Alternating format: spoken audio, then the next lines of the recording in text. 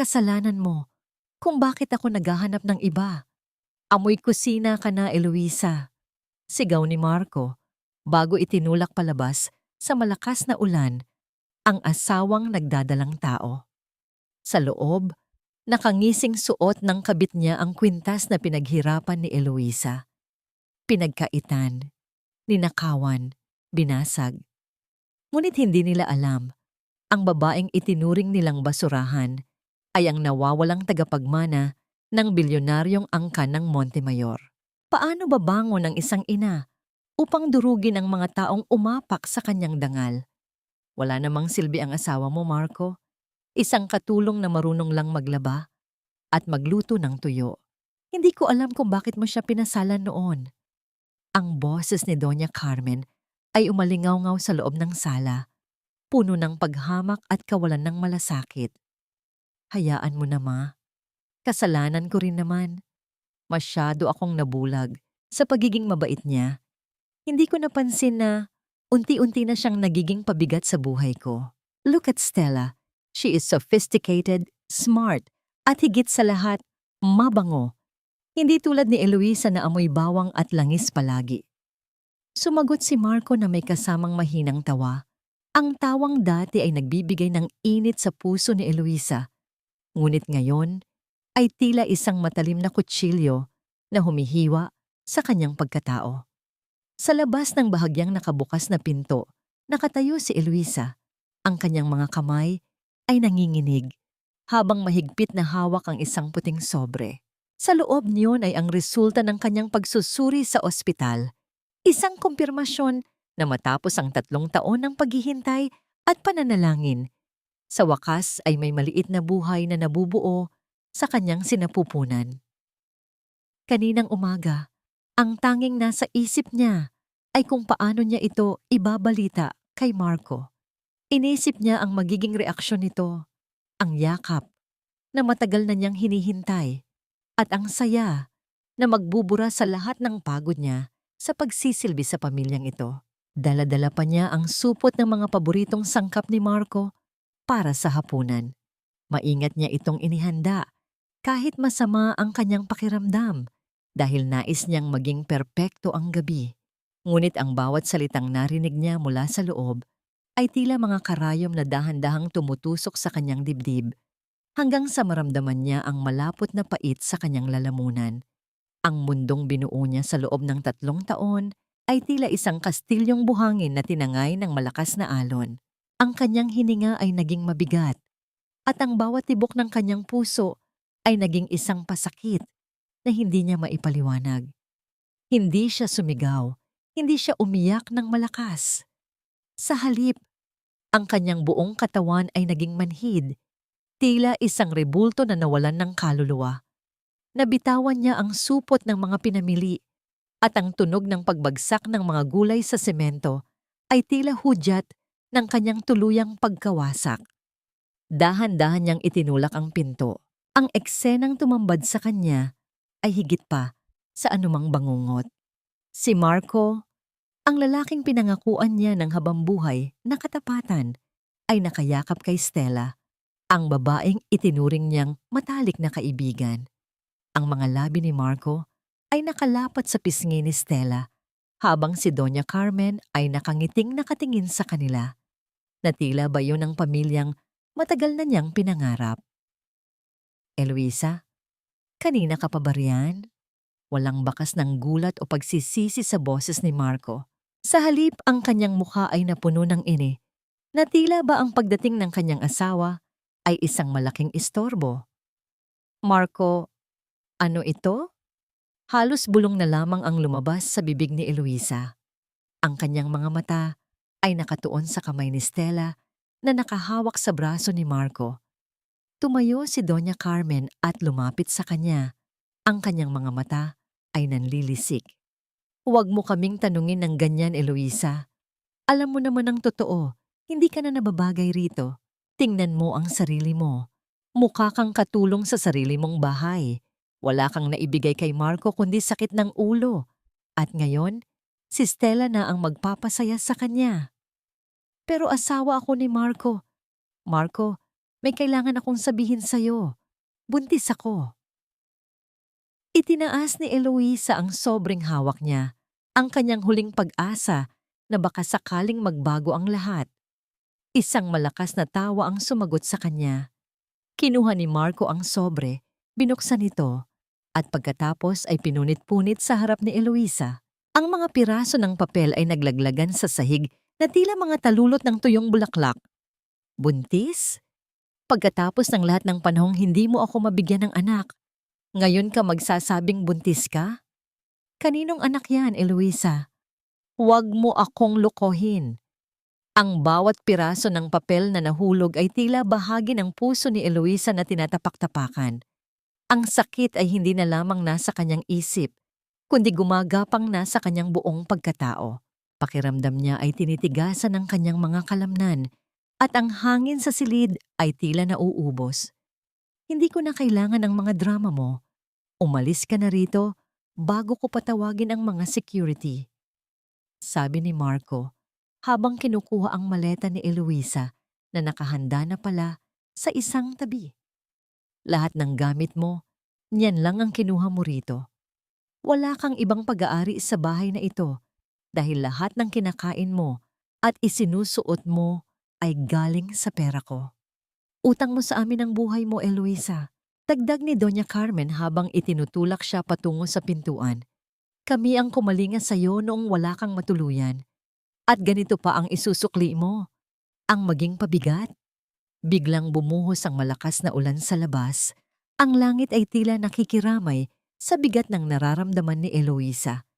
Itinulak siya ni Marco palabas ng gate dahilan upang mapaluhod siya sa basang semento.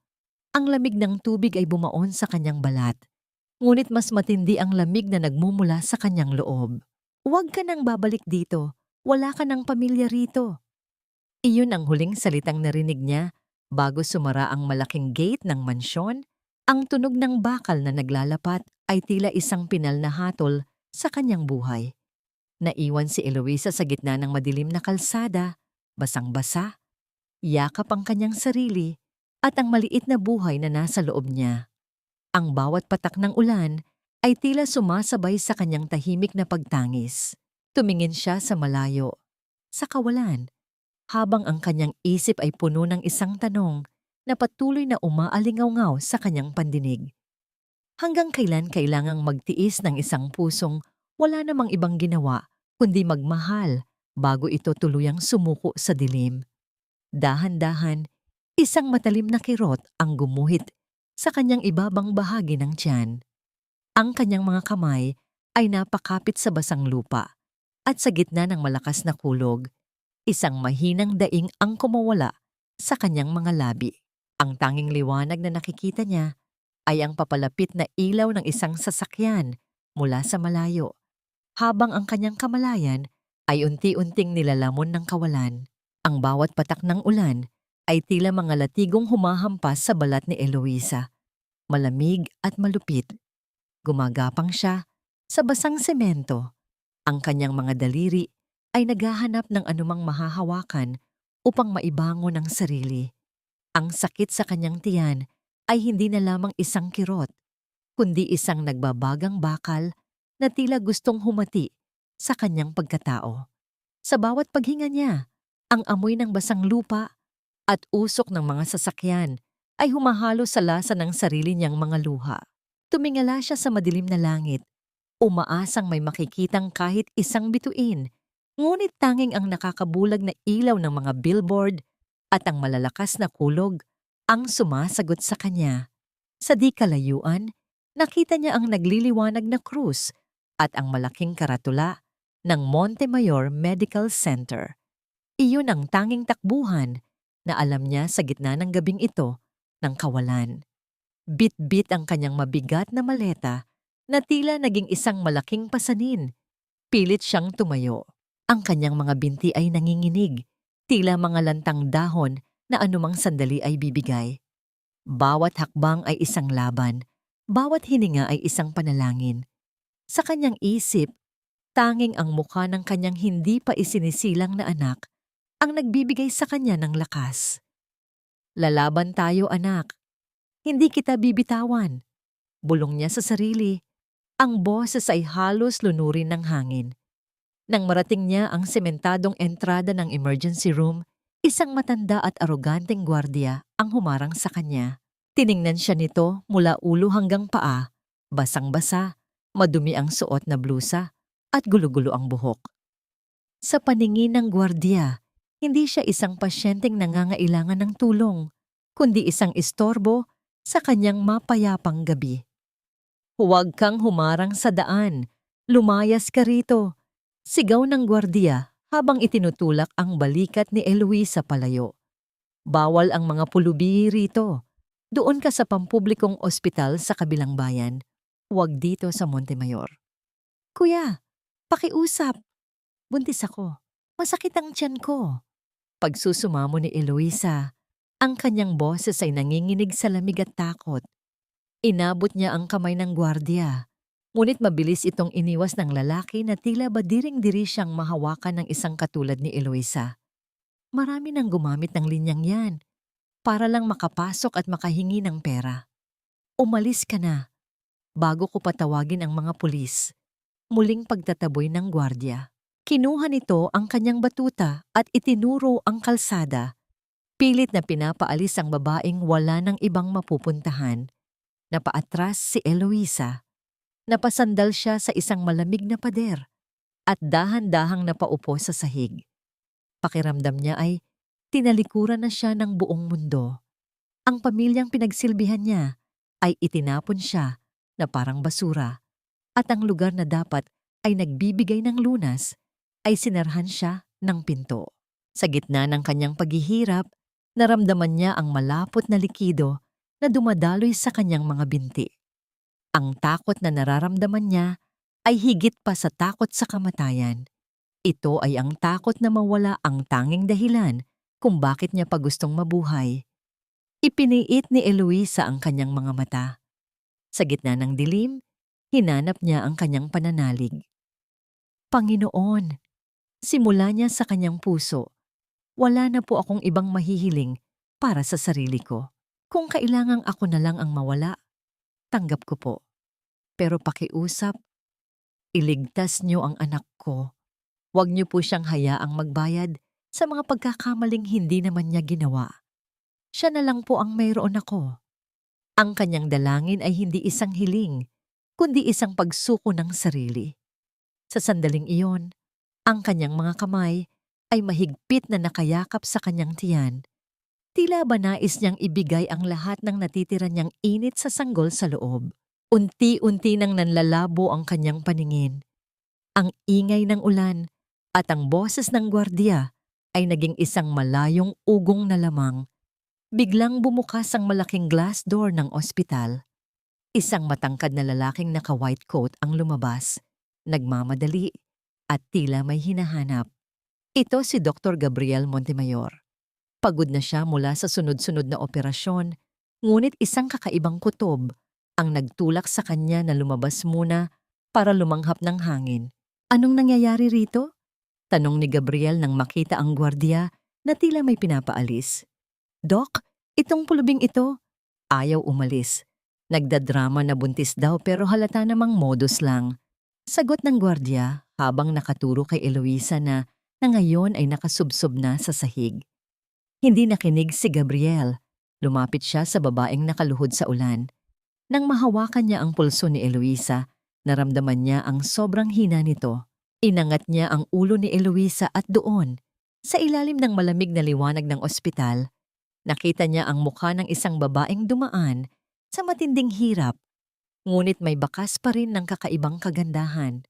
Nang punasan ni Gabriel ang putik sa balikat ni Eloisa upang masuri ang kalagayan nito, napatitig siya sa isang maliit na marka sa likod ng batok ng babae, isang birthmark na hugis buwan.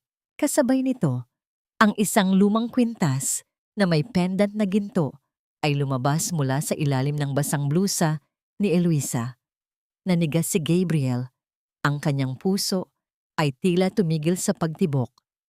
Ang markang iyon, ang kwintas na iyon, ito ang mga bagay na tanging sa kanyang mga panaginip at sa mga lumang litrato ng pamilya niya lamang nakikita. Ang kanyang kamay ay nanginginig habang hinahawakan ng malamig na ginto. Code Blue sa ER. Ngayon din, sigaw ni Gabriel na bumasag sa katahimikan ng gabi.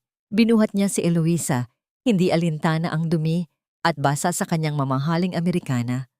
Tawagan ang lahat ng espesyalista. Ihanda ang OR. Doc, bakit po? Sino ba siya? Tanong ng naguguluhan at natatakot na gwardiya. Tumingin si Gabriel sa gwardiya. Ang kanyang mga mata ay nagbabaga sa galit at pag-asa. Hindi mo ba alam kung sino ang itinaboy mo? Ihanda niyo ang lahat. Dahil kung may mangyayaring masama sa babaeng ito at sa anak niya, sisiguraduhin kong wala na kayong matitirhan bukas. Sa loob ng ospital, nagsimula ang kaguluhan. Ang mga nurse at doktor ay nagtakbuhan habang ang kama ni Eloisa ay mabilis na itinutulak patungo sa operating room. Sa gitna ng ingay ng mga makina at utos ni Gabriel, nanatiling walang malay si Eloisa. Ngunit sa kanyang huling sandali ng kamalayan, naramdaman niya ang isang mainit na kamay na humahawak sa kanya. Isang haplos na hindi nanunumbat, kundi nagpoprotekta. Habang inihahanda ang anesthesia, tinitigan ni Gabriel ang mukha ni Eloisa. Ang kanyang luha ay hindi na mapigilan. Bumalik ka sa amin, maliit na buwan. Huwag kang susuko ngayon. Bulong niya habang ang pintuan ng OR ay dahan-dahang sumasara. Ang loob ng operating room ay nababalot ng isang nakabibinging katahimikan na binabasag lamang ng mabilis at hindi pantay na tunog ng makinang nagbabantay sa pintig ng puso ni Eloisa. Ang bawat linyang gumagalaw sa screen ay tila isang marupok na sinulid na nag-uugnay sa buhay at kamatayan.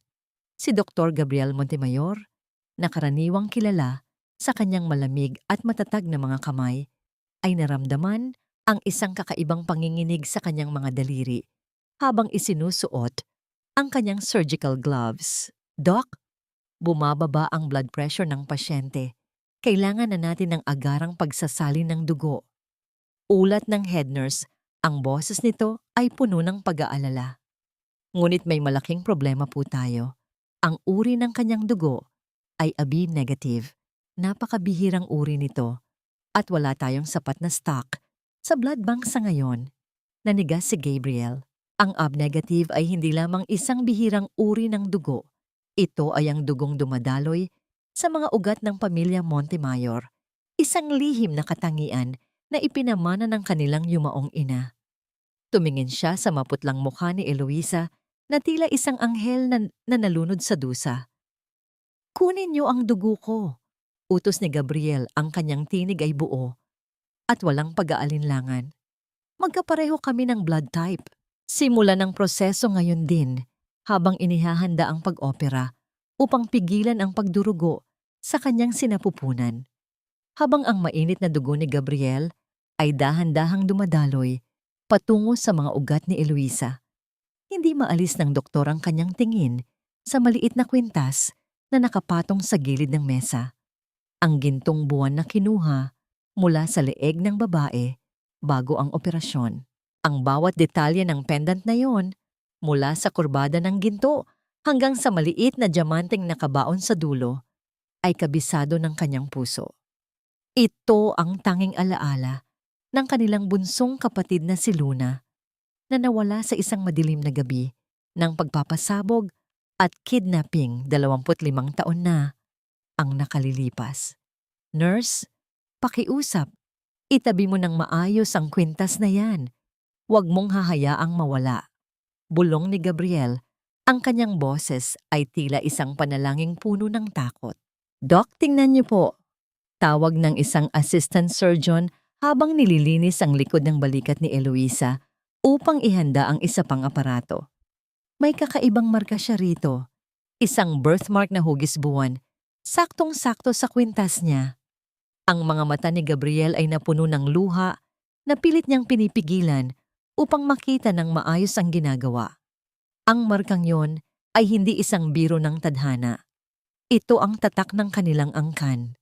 Sa bawat segundo ng operasyon, Ang kanyang isip ay naglalakbay pabalik sa mga gabing nakikita niya ang kanyang ama na umiiyak habang hawak ang isang bakanteng duyan. Matapos ang 3 oras ng matinding labanan para sa dalawang buhay, sa wakas ay naging matatag ang kalagayan ni Eloisa at ng kanyang sanggol. Ngunit para kay Gabriel, ang tunay na laban ay nagsisimula pa lamang. Sa loob ng kanyang pribadong laboratorio, habang ang buong ospital ay natutulog na, tahimik siyang naghihintay sa harap ng DNA sequencing machine. Kumuha siya ng sample mula sa buhok ni Eloisa at inihambing ito sa kanyang sariling DNA na matagal na niyang inihanda para sa sandaling ito. Ang tunog ng pagprint ng papel ay tila isang malakas na kulog sa loob ng tahimik na silid. Dahan-dahang kinuha ni Gabriel ang resulta. Ang mga numero at graph ay malinaw at hindi matatawaran. Probability of kinship, 79.79%. Napaluhod si Gabriel sa sahig ng kanyang opisina. Ang lahat ng bigat ng nakaraang 25 taon, ang sisi, ang lungkot, at ang walang katapusang paghahanap, ay tila biglang naglaho upang palitan ng isang napakalaking daluyong ng kagalakan at pait. Ang kapatid niyang itinuring na patay, ang sanggol na hindi man lamang niya nayakap ng matagal, ay narito na. Ngunit narito siya sa kalagayang miserable, duguan, at itinaboy ng mga taong dapat ay nagpoprotekta sa kanya. Agad niyang inutos na ilipat si Eloisa sa pinakamataas na VIP suite ng ospital, isang lugar na tanging ang pamilya Montemayor lamang ang may access. Pinabantayan niya ang pinto ng 4 na armadong security guard at mahigpit na ipinagbawal ang pagpasok ng sinumang hindi niya pahihintulutan. Kinuha niya ang kanyang cellphone at nanginginig ang mga daliring hinanap ang numero ng kanyang panganay na kuya, si Leon Montemayor, ang haligi ng kanilang imperyo. Kuya Leon, kailangan mong pumunta rito sa ospital ngayon din. Huwag kang magtatanong, iwan mo ang lahat ng ginagawa mo, sabi ni Gabriel. Ang kanyang boses ay nanginginig sa pag-iyak. Gabriel, anong nangyayari? May problema ba sa pasyente mo? Sagot ni Leon mula sa kabilang linya. Ang boses nito ay puno ng awtoridad at bahagyang pagkabahala. Tumingin si Gabriel sa bintana, kung saan ang unang sinag ng araw ay nagsisimulang sumilip sa abot-tanaw. Hindi ito problema, kuya. Ito ang himala. Natagpuan ko na siya. Natagpuan ko na ang ating maliit na buwan. Si Luna ay narito sa tabi ko. Ang katahimikan sa kabilang linya ay tila tumagal ng isang habang buhay bago marinig ang marahas na paghinga ni Leon at ang tunog ng mabilis na pagbukas ng pinto ng kotse. Ngunit habang nagdiriwang ang puso ni Gabriel, isang malaking katanungan ang pilit na gumugulo sa kanyang isipan. Paano napunta ang isang prinsesa ng Montemayor sa mga kamay ng mga taong nanakit sa kanya ng ganito? At sino ang lalaking naglakas loob na durugin ang pusong dapat ay iniingatan ng buong mundo? Ang puting kisame ng silid ay tila isang malinis na ulap na dahan-dahang lumulutang sa paningin ni Eloisa. Nang idilat niya ang kanyang mga mata, ang unang naramdaman niya ay ang lambot ng telang nakabalot sa kanyang katawan, isang telang amoy sariwang bulaklak at hindi amoy luma o amoy kusina. Wala na ang lamig ng ulan, wala na ang hapdi ng semento sa kanyang balat. Sa halip, ang paligid ay nababalot ng isang banayad na init na tila isang yakap na matagal na niyang hinahanap. Nasaan ako? Bulong ni Eloisa, ang kanyang boses ay paos at mahina. Sinubukan niyang iangat ang kanyang kamay, ngunit naramdaman niya ang tusok ng suwero. Agad na bumalik sa kanyang isip ang huling alaala, ang pagtataboy ni Marco, ang malupit na tawa ni Stella, at ang matalim na kirot sa kanyang tiyan. Ang anak ko, ang baby ko! Sa gitna ng panghihina, pilit siyang bumangon. Ang kanyang puso ay mabilis na tumitibok sa takot. Huwag kang malikot, punso. Ligtas ang anak mo. Ligtas kayong dalawa. Isang malalim at banayad na boses ang sumagot sa kanya. Napalingon si Eloisa sa gilid ng kanyang kama. Doon ay nakita niya ang apat na naglalakihang lalaki na tila mga pader na nagpoprotekta sa kanya mula sa anumang panganib. Ang isa ay naka-white coat na nakilala niya bilang ang doktor na sumalo sa kanya. Ngunit ang tatlo pa ay nakasuot ng mga mamahaling Amerikana na tila mga hari na galing sa isang malayong kaharian. Ang lalaking pinakamatanda sa kanila, si Leon Montemayor, ay dahan-dahang lumapit. Ang kanyang mukha na karaniwang makikita sa mga pabalat ng business magazines na may malamig at matigas na ekspresyon ay ngayon ay basang-basa ng luha. Sa harap ng gulat na si Eloisa, ang pinakamakapangyarihang bilyonaryo sa bansa ay dahan-dahang lumuhod sa gilid ng kanyang kama. Kinuha ni Leon ang nanginginig na kamay ni Eloisa at idiniit ito sa kanyang noo, isang pagpupugay na puno ng pagsisisi at pagmamahal. Patawarin mo kami, Luna. Patawarin mo kami kung bakit hinayaan naming mawalay ka sa amin ng napakatagal. Patawarin mo kami kung bakit hinayaan naming saktan ka ng mga walang kwentang tao na yon. Luna? Sino po si Luna? Ako po si Eloisa. Isang mamatatanging mamatay tao na itinapon sa kalsada. Sagot ni Eloisa, ang kanyang mga luha ay nagsimulang pumatak habang ang kalituhan ay bumabalot sa kanyang isipan. Inabot ni Dr. Gabriel ang isang folder at ang gintong kwintas na may pendant na buwan. Ikaw si Luna Montemayor, ang aming bunsong kapatid. Nawala ka noong sanggol ka pa dahil sa isang masamang plano ng aming mga kaaway noon. Pero heto, ang DNA mo ay nagsasabing ikaw ang dugong dumadaloy sa amin. Ang markang yon sa likod ng iyong balikat ay ang tatak ng ating pamilya. Ipinakita ni Mateo, ang ikatlong kapatid na isang tanyag na abogado, ang resulta ng pagsusuri. Hindi ka na mag-iisa, Luna. Mula sa araw na ito, ang buong yaman at kapangyarihan ng pamilya Montemayor ay nasa likod mo. Walang sino man ang makakahipo sa dulo ng iyong buhok nang hindi dumadaan sa aming apat. Si Rafael, ang bunsong lalaki na isang kilalang pintor, ay kinuha ang isang sketchpad at ipinakita ang isang iginuhit na larawan ng isang babaeng kamukhang-kamukha ni Eloisa. Ito ang ating ina. Ngayong nakita na kita, parang nakita ko na rin siyang muli. Huwag kang matakot, ate. Narito na kami. Hindi makapaniwala si Eloisa.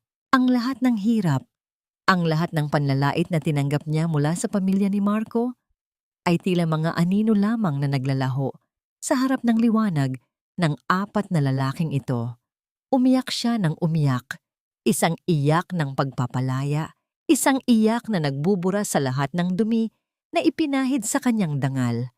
Sa gitna ng kanyang paghagulgol, ang apat na magkakapatid ay sabay-sabay na nagunahan sa pag-abot ng tissue box sa gilid ng meso. Halos magbanggaan ang kanilang mga kamay. Nagtatalo kung sino ang unang magpupunas ang luha ng kanilang kapatid. Ang eksenang ito ay nagbigay ng isang maliit na ngiti sa labi ni Eloisa sa gitna ng kanyang mga luha. Isang pakiramdam na sa wakas, siya ay pinahahalagahan. Sa labas ng pinto, sa madilim na pasilyo ng VIP floor, isang lalaki ang nakasandal sa pader. Si Inigo Salazar, ang matalik na kaibigan ni Leon at ang pinakamagaling na strategist ng kanilang pamilya, ay tahimik na nakikinig. Ang kanyang mga mata ay nakatuon sa sahig, ngunit ang kanyang isip ay puno ng paghanga sa katatagan ng babaeng nasa loob. Hindi pa siya kailanman nakakita ng isang nilalang na matapos durugin ay nagagawa pa ring huminga ng may dignidad. Siguraduhin mong malinis ang lahat ng record niya, Inigo. Bulong ni Leon nang lumabas ito saglit para kumuha ng tubig. Ayaw kong may maalala pa siyang kahit ano tungkol sa mga hayop na nanakit sa kanya. Gagawin ko, Leon, higit pa sa inaasahan mo. Sagot ni Inigo. Ang kanyang boses ay malamig, ngunit may determinasyon. Bumalik si Leon sa loob ng silid at hinalikan ang noo ni Eloisa. Ngunit sa sandaling iyon, ang katahimikan ay binuwag ng tunog ng notification mula sa lumang cellphone ni Eloisa na nakapatong sa drawer. Maingat itong kinuha ni Mateo at binasa ang text message na kadarating lang. Ang mukha ni Mateo ay biglang nagdilim. Ang kanyang mga panga ay naggit-ngit sa galit. Isang mensahe mula sa asawa mo, mula kay Marco. Inagaw ni Leon ang cellphone at binasa ang mensahe ng malakas.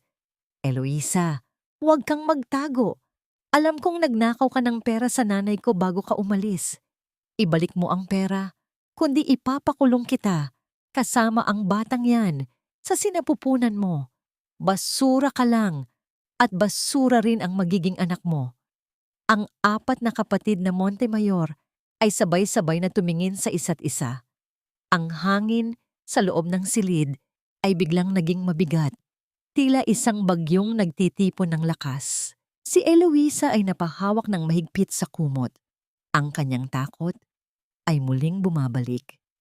Huwag kang mag-alala, Luna, sabi ni Leon. Ang kanyang boses ay tila isang hatol ng kamatayan para sa sino mang kaaway. Hindi niya alam na ang basurang tinatawag niya ay ang pinakamahalagang hiyas ng pamilyang ito. At sisiguraduhin naming ang bawat salitang binitawan niya ay babalik sa kanya ng 100 ulit ang sakit. Sa malayo, ang tunog ng kulog ay muling umalingaw-ngaw. Hudyat na ang tunay na unos ay hindi pa tapos. Ngunit sa pagkakataong ito, hindi na si Eloisa ang mababasa sa ulan.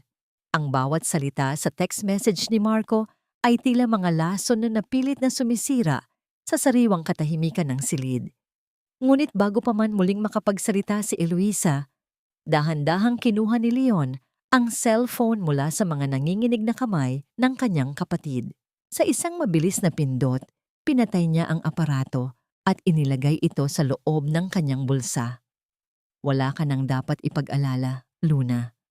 Ang boses na yan ay hindi mo na muling maririnig, sabi ni Leon. Ang kanyang tinig ay tila isang matibay na pader na humaharang sa anumang bagyo.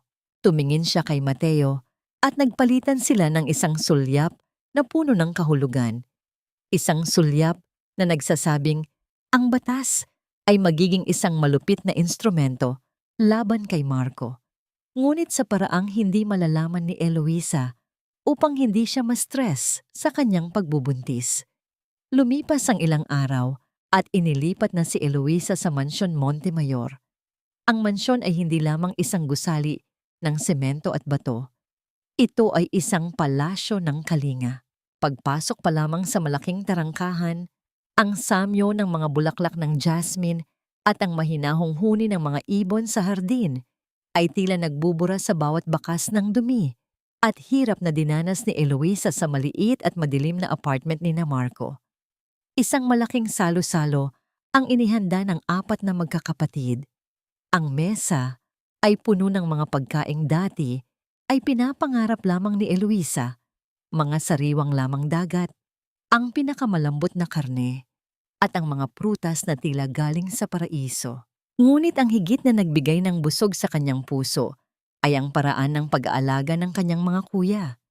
Si Gabriel ay palaging nakabantay sa kanyang bawat galaw, tinitiyak na tama ang kanyang iniinom na bitamina. Si Rafael naman ay palaging may dalang sariwang rosas para sa kanyang kwarto, sinasabing ang kagandahan ng paligid ay gamot sa pagod na kaluluwa. Isang gabi, hindi makatulog si Eloisa. Lumabas siya patungo sa malawak na hardin, yakap ang kanyang sarili habang pinagmamasdan ang maliwanag na buwan. Sa kanyang isip, hindi pa rin siya makapaniwala na ang buhay niya ay nagbago ng ganito kabilis. Hinaplos niya ang kanyang tiyan, naramdaman ang munting buhay na tila sumasabay sa pintig ng kanyang puso. Masyadong malamig ang simoy ng hangin para sa isang ginang na nagdadalang tao. Isang baritono at mahinahong boses ang bumasag sa katahimikan. Napalingon si Eloisa at nakita ang isang lalaking nakasuot ng simpleng puting polo, nakasandal sa isang puno ng nara. Ito, si Attorney Inigo Salazar. Hawak niya ang isang tasa ng mainit na gatas na umuusok pa sa lamig ng gabi. Dahan-dahang lumapit si Inigo at iniabot ang tasa kay Eloisa. Ang kanyang mga mata ay hindi kakikitaan ng awa o panghuhusga, mga bagay na nakasanayan na ni Eloisa mula sa ibang tao. Sa halip, ang tingin ni Inigo ay puno ng isang malalim na pagkilala sa kanyang halaga. Salamat po, Attorney Inigo. Mahinhin na pasasalamat ni Eloisa habang tinatanggap ang gatas. Ang init ng tasa ay tila dumadaloy sa kanyang mga daliri patungo sa kanyang buong katawan. Inigo na lang, Luna. Hindi ako narito bilang abogado ng pamilya mo sa sandaling ito. Sagot ni Inigo habang tumatabi sa kanya sa paglalakad. Napansin kong madalas kang tumingin sa malayo. Ang nakaraan ba ang hinahanap mo o ang takot sa hinaharap?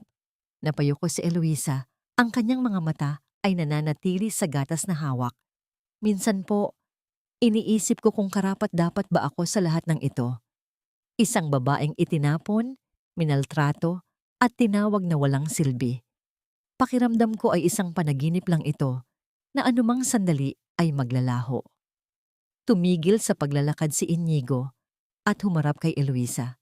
Alam mo ba, sa bawat kasong hinawakan ko, nakita ko ang iba't ibang uri ng lakas. Pero ang lakas na nakita ko sa iyo noong gabing dinala ka rito, ang lakas ng isang inang handang mamatay para sa kanyang anak sa gitna ng unos. Iyon ang pinakamataas na uri ng dangal. Ang mga ina, ang pinakamatapang na nilalang sa mundo. Luna, huwag mong hahayaang sabihin ng sinuman na wala kang silbi, dahil ikaw ang nagdadala ng buong mundo sa loob mo. Ang mga salita ni Inigo ay tila isang haplos sa mga sugat ng puso ni Eloisa. Sa unang pagkakataon, naramdaman niyang hindi lang siya yung biktima na kailangang iligtas, kundi isang mandirigma na kailangang irespeto. Ang kanyang puso ay tumibok ng bahagya ng mas mabilis, hindi dahil sa takot, kundi dahil sa isang kakaibang init na nagsisimulang mabuo. Isang malakas na hangin ang umihip, nagpabagsak ng ilang tuyong dahon sa kanilang paligid. Napansin ni Inigo ang bahagyang panginginig ng mga balikat ni Eloisa. Nang walang pasabi, dahan-dahan niyang hinubad ang kanyang mamahaling Amerikana at maingat na ipinatong ito sa mga balikat ng babae. Sa sandaling iyon, ang dulo ng mga daliri ni Inigo ay sandaling dumampi sa balat ni Eloisa. Ang kuryenteng naramdaman nila ay tila isang lihim na koneksyon na nabuo sa ilalim ng liwanag ng buwan. Nagkatinginan sila ng matagal, isang tingin na puno ng mga salitang hindi pa kayang bigkasin. Pumasok na tayo sa loob. Baka magkasakit ka pa. Bulong ni Inigo. Ang kanyang boses ay tila isang awit ng pag-aalaga. Dahan-dahan silang naglakad, pabalik sa mansyon. Ngunit habang papasok sila sa sala, ang atensyon ni Eloisa ay naagaw ng malaking telebisyon na nakabukas sa balita. Isang pamilyar na mukha ang lumitaw sa screen, si Marco. Ang balita ay tungkol sa isang malaking investment na nakuha ng kumpanya ni Marco mula sa isang anonymous na source. Makikita si Marco na nakangiti ng malapad. Katabi si Stella na suot ang isang mamahaling alahas na alam ni Eloisa na hindi nila kayang bilhin noon. Ang caption sa TV ay nagsasabing, "Ang susunod na higante sa industriya." Naramdaman ni Eloisa ang muling pagsikip ng kanyang dibdib. Habang siya ay nagpapagaling, ang mga taong sumira sa kanya ay tila lalong nagtatagumpay. Ang tawa ni Stella sa screen ay tila isang sampal na muling nagpapaalala sa kanya ng kanyang kahinaan. Investment? Bulong ni Leon nakakarating lang sa sala. Ang kanyang mukha ay may nakakatakot na ngiti habang nakatingin sa screen. Tumingin siya kay Inigo at tumango. Inigo, sigurado ka bang ang maliit na regalo natin ay natanggap na nila? Opo, Leon. Ang investment na yon ay ang pinakamalaking bitag na papasukan nila. Sa oras na isipin nilang nasa itaas na sila, doon natin hihilahin ang lupang tinatayuan nila. Sagot ni Inigo. Ang kanyang boses ay malamig at puno ng plano. Nagtaka si Eloisa. Tumingin siya sa kanyang mga kuya at kay Inigo.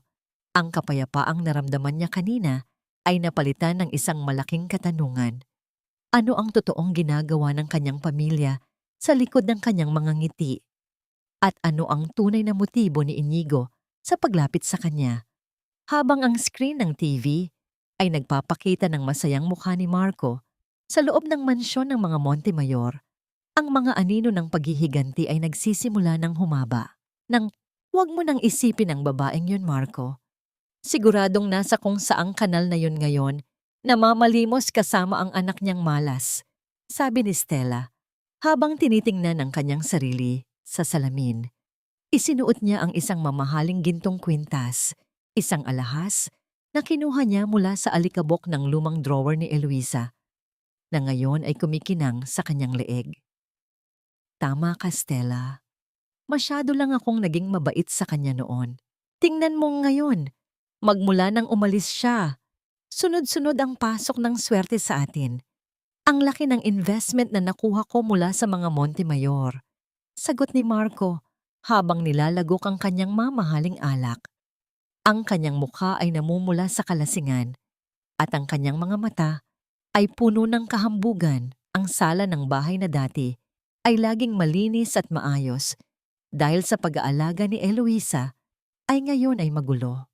May mga nagkalat na bote ng alak, mga plastik ng mamahaling pinamili ni Stella, at ang amoy ng sigarilyo ay humahalo sa amoy ng mamahaling pabango na tila pilit na nagtatago sa dumi ng paligid. Si Doña Carmen ay nakaupo sa sofa, abala sa pagbibilang ng mga perang nakuha nila mula sa advance ng kumpanya. "Mabuti na lang at nakahanap tayo ng paraan para makuha ang tiwala ng Montemayor Group," sabi ni Doña Carmen na may kasamang nakakatakot na ngisi. "Kapag nakuha natin ang malaking kontrata sa kanila, hindi na natin kailangan pang tumira sa maliit na bahay na ito. Bibili tayo ng mansyon sa Forbes Park, Marco. Ipakikita natin sa lahat na tayo ang nagtagumpay." Nagtawanan silang tatlo. Ang tunog ng kanilang halakhak ay tila isang sumpa na umaalingaw-ngaw sa bawat sulok ng bahay. Pinag-uusapan nila si Eloisa na tila ba ito ay isang basurang itinapon na nila habang buhay. Tinatawag nila itong tanga dahil sa pagtitiis nito sa kanila nang walang hinihinging kapalit at pabigat, dahil sa pagdadalang tao nito na para sa kanila ay isang malaking malas. Ngunit sa likod ng kanilang pagyayabang, nagsisimula ng lumitaw ang mga bitak sa kanilang ugnayan. Habang abala si Marco sa pag-inom, lihim na tinitingnan ni Stella ang kanyang mga credit card bill. Ang perang nakuha nila ay mabilis na nauubos dahil sa luho ni Stella, mga bag na gawa sa balat ng hayop, mga sapatos na galing sa Europa, at mga gabing ginugugol niya sa pagsusugal sa mga ilegal na kasino. "Marco, kailangan ko uli ng pera. Kulang itong ibinigay mo sa akin kaninang umaga," reklamo ni Stella. Ang kanyang boses ay naging matinis at puno ng pag-uutos. "Ano? Kabibigay ko lang sa'yo ng 100,000 kanina, Stella. Saan mo ba dinala yon?" Pasigaw na sagot ni Marco. Ang kanyang pasensya ay nagsisimula ng maubos. "Ginamit ko para sa image natin. Kailangan kong magmukhang disente kapag humarap tayo sa mga Montemayor bukas. Gusto mo bang magmukha tayong pulubi tulad ni Eloisa?" Balik na sigaw ni Stella. Ang pagbanggit sa pangalan ni Eloisa ay tila isang lason na muling nagpasiklab sa galit ni Marco. Sa gitna ng kanilang pagtatalo, naglakad si Stella patungo sa pintuan upang umalis. Ngunit sa kanyang pagmamadali, hindi niya napansin ang isang bagay sa sahig. Ang kanyang mamahaling sapatos ay tumama sa isang lumang tsinelas. Isang kupas at sirang tsinelas na naiwan ni Eloisa sa ilalim ng kabinet. Nandidiring kinuha ni Stella ang tsinelas gamit ang dulo ng kanyang mga daliri. Kahit kailan, ang dumi talaga ng babaeng iyon. Hanggang dito ba naman ay kailangan mo kaming perwisyo sa kalat mo? Inihagis niya ang tsinelas palabas ng bintana, diretso sa putikan sa labas, bago muling humarap kay Marco na may masamang tingin. Habang nagkakagulo sila, tumunog ang doorbell Isang delivery man ang nasa labas, may hawak na isang kahon ng mga bulaklak. Para kay Ma'am Stella po, sabi ng lalaki. Binuksan ni Stella ang kahon. Umaasang ito ay galing sa isa sa kanyang mga tagahanga. Ngunit ang kanyang muka ay biglang namutla. Sa loob ng kahon ay mga itim na rosas, mga bulaklak na tila galing sa isang libingan. Walang nakasulat na pangalan, tanging isang maliit na card na may nakasulat na, ang bawat utang ay may bayad. Marco, sino ang nagpadala nito? Takot na tanong ni Stella. Ngunit hindi na siya sinagot ni Marco dahil abala ito sa pagbabasa ng isang sobrang kadarating lang mula sa bangko. Ang mukha ni Marco ay nawalan ng kulay. Ang kanyang mga kamay ay nanginginig habang binabasa ang bawat letra sa papel. Foreclosed! Foreclosed na ang bahay natin, ma! Bulong ni Marco. Ang boses ay halos hindi marinig. Ano? Imposible! May pera tayo, Marco? Sigaw ni Doña Carmen habang inaagaw ang papel. Ang tunog ng pagpunit sa sobre ay tila hudyat ng pagbagsak ng kanilang munting kaharian. Ang bangko ay kukunin na ang kanilang bahay dahil sa mga utang na hindi nabayaran ni Marco noon pa man. Mga utang na itinago niya kay Eloisa habang kinukuha ang lahat ng sahod nito. Sa labas, ang ulan ay muling nagsimulang pumatak. Dahan-dahang binabasa ang itim na rosas na nalaglag sa sahig. Habang ang pamilya ni Marco ay nagsisimulang malunod sa kanilang sariling kasakiman sa kabilang bahagi ng lungsod, si Eloisa ay mahimbing na natutulog. Hindi alam na ang bawat patak ng ulan sa kanyang bintana ay tila mga hakbang ng hustisya na papalapit na sa kanyang mga kaaway. Lumipas ang ilang buwan na tila isang mabagal at banayad na awit ng pagbabago. Ang bawat umaga sa mansyon ng mga Montemayor ay nagsisimula sa sikat ng araw na tumatama sa mga bintana ng silid ni Eloisa, na ngayon ay tinatawag na ng lahat sa kanyang tunay na pangalan, Luna.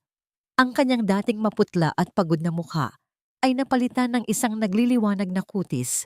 Ang kanyang mga mata ay wala na ang bakas ng takot at ang kanyang bawat kilos ay puno na ng isang bagong natagpuang kumpiyansa. Hindi na siya ang babaeng nakayuko habang naglalakad.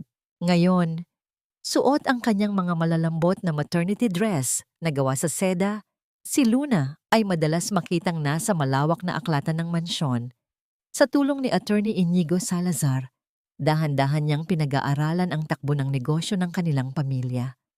Gusto ng kanyang mga kuya na maging handa siya, hindi lang bilang isang tagapagmana, kundi bilang isang babaeng may sariling paninindigan. Ang bawat kontrata, Luna, ay hindi lang tungkol sa pera. Tungkol ito sa tiwala at sa kung paano mo poprotektahan ang mga taong umaasa sa iyo. Paliwanag ni Inigo habang itinuturo ang mga dokumento sa mesa. Nakaupo sila sa isang sulok ng aklatan kung saan ang amoy ng mga lumang libro ay humahalo sa samyo ng kape. Tinitigan ni Inigo si Luna habang seryoso itong nagbabasa. Hindi niya mapigilang humanga. Ang bilis matuto ni Luna at ang kanyang mga tanong ay laging matatalas at puno ng malasakit. Sa bawat araw na lumilipas, ang paghanga ni Inigo ay dahan-dahang nagiging isang malalim at tahimik na pagmamahal. Isang hapon, habang abala sila sa pag-uusap tungkol sa isang proyekto, biglang napatigil si Luna. Ang kanyang mukha ay napuno ng gulat at ang kanyang kamay ay mabilis na dinala sa kanyang malaki ng tiyan. Luna, anong nangyari? May masakit ba? Mabilis na tanong ni Inigo. Ang kanyang boses ay puno ng pag-aalala habang tumatayo upang lapitan ang babae. Inigo, sumisipa siya. Ang baby, sumisipa siya ng malakas. Bulong ni Luna, ang kanyang mga mata ay kumikinang sa kagalakan at bahagyang takot. Sa bugso ng damdamin, kinuha ni Luna ang kamay ni Inigo at maingat itong ipinatong sa kanyang tiyan. Dito, pakiramdaman mo. Nanigas si Inigo. Naramdaman niya ang init ng tiyan ni Luna sa ilalim ng kanyang palad at pagkaraan ng ilang segundo, Isang maliit ngunit matatag na sipa ang tumama sa kanyang kamay. Ang pintig ng puso ni Inigo ay tila sumabay sa sipa ng sanggol. Nagkatinginan sila ni Luna, isang tingin na punong-puno ng mga emosyong hindi maipaliwanag. Sa sandaling iyon, ang paligid ay naging tahimik. Tila silang dalawa lamang ang tao sa mundo. Walang salita ang binitawan, ngunit ang kuryenteng dumaloy sa kanilang mga balat ay nagsasabing higit pa sa pagiging magkaibigan ang nabubuo sa pagitan nila. Dahan-dahang iniwas ni Inigo ang kanyang kamay.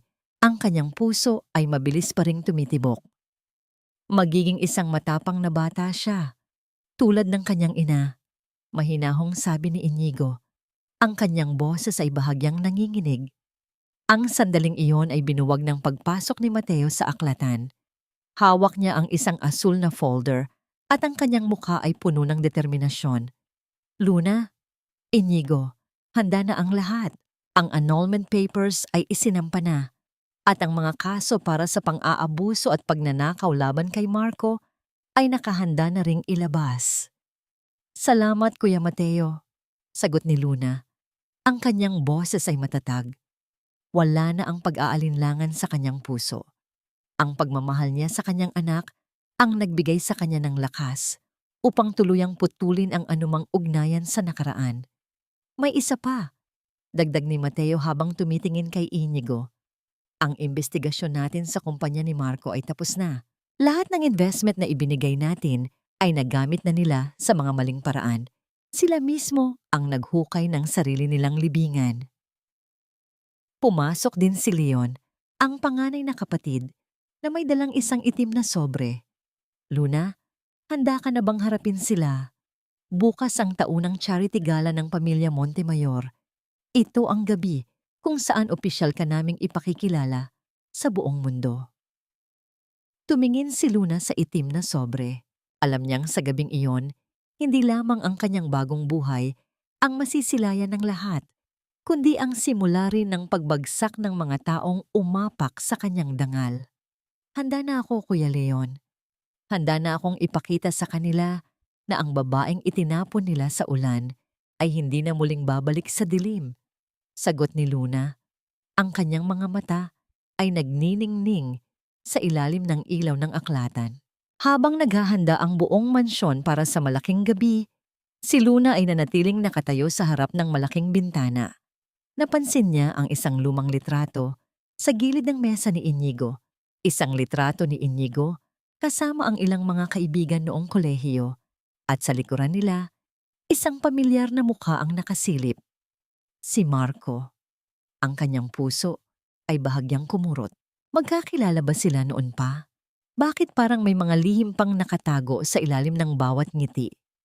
Ang amoy ng luma at maamag na pader ng isang maliit na apartment sa gilid ng Maynila ay tila sumasakal kay Marco. Wala na ang malawak na sala ng kanilang dating bahay. Wala na ang malamig na aircon na nagbibigay sa kanya ng ginhawa. Ngayon, ang tanging naririnig niya ay ang ingay ng mga sasakyan sa labas at ang walang katapusang reklamo ni Doña Carmen tungkol sa init at dumi ng paligid. Marco, kailangan nating gumawa ng paraan. Hindi ako mabubuhay sa ganitong lugar. Tumingin ka, ang dumi-dumi ng at ang banyo ay tila hindi nalinis ng isang taon. Sigaw ni Doña Carmen habang pinapaypayan ang sarili gamit ang isang punit-punit na abaniko. Ma, tumahimik ka na muna. Nag-iisip ako, singhal ni Marco. Isinusuot niya ang kanyang huling malinis na Amerikana, kahit na bahagya na itong masikip at may mantsa sa manggas na hindi na matanggal. Pupunta ako sa Montemayor Tower ngayon. Kakausapin ko ang mga investors. Hindi pwedeng bawiin nila ang suporta nila sa akin ngayon kung kailan kailangan ko ang pera. Sa kabilang dako ng maliit na silid, abala si Stella sa paglalagay ng makapal na make-up. Sinusubukang itago ang pagod sa kanyang mukha. Siguraduhin mong makakakuha ka ng pera, Marco. Hindi ako pwedeng maglakad sa kalsada na ganito ang suot. Kailangan nating bumalik sa itaas. Nang marating ni Marco ang Montemayor Tower, tila lalo siyang naliit sa dambuhalang gusali na gawa sa salamin at bakal. Ang bawat hakbang niya sa makinis na lobby ay tila isang pagsisikap na mapanatili ang kanyang dangal na matagal nang nabulok. Pagdating niya sa opisina ng chief strategist, ang kanyang puso ay mabilis na tumitibok. Bumukas ang malaking pinto at doon ay nakita niya ang isang lalaking nakaupo sa likod ng isang malawak na mahogany desk, si Attorney Inigo Salazar. Ang lamig ng titig ni Inigo ay tila yelong bumaon sa dibdib ni Marco. Hindi alam ni Marco na ang lalaking nasa harap niya ay ang parehong lalaking nag-aalaga at nagmamahal kay Eloisa gabi-gabi. "Maupo ka, Mr. Morales." Malamig na boses ni Inigo ang bumasag sa katahimikan.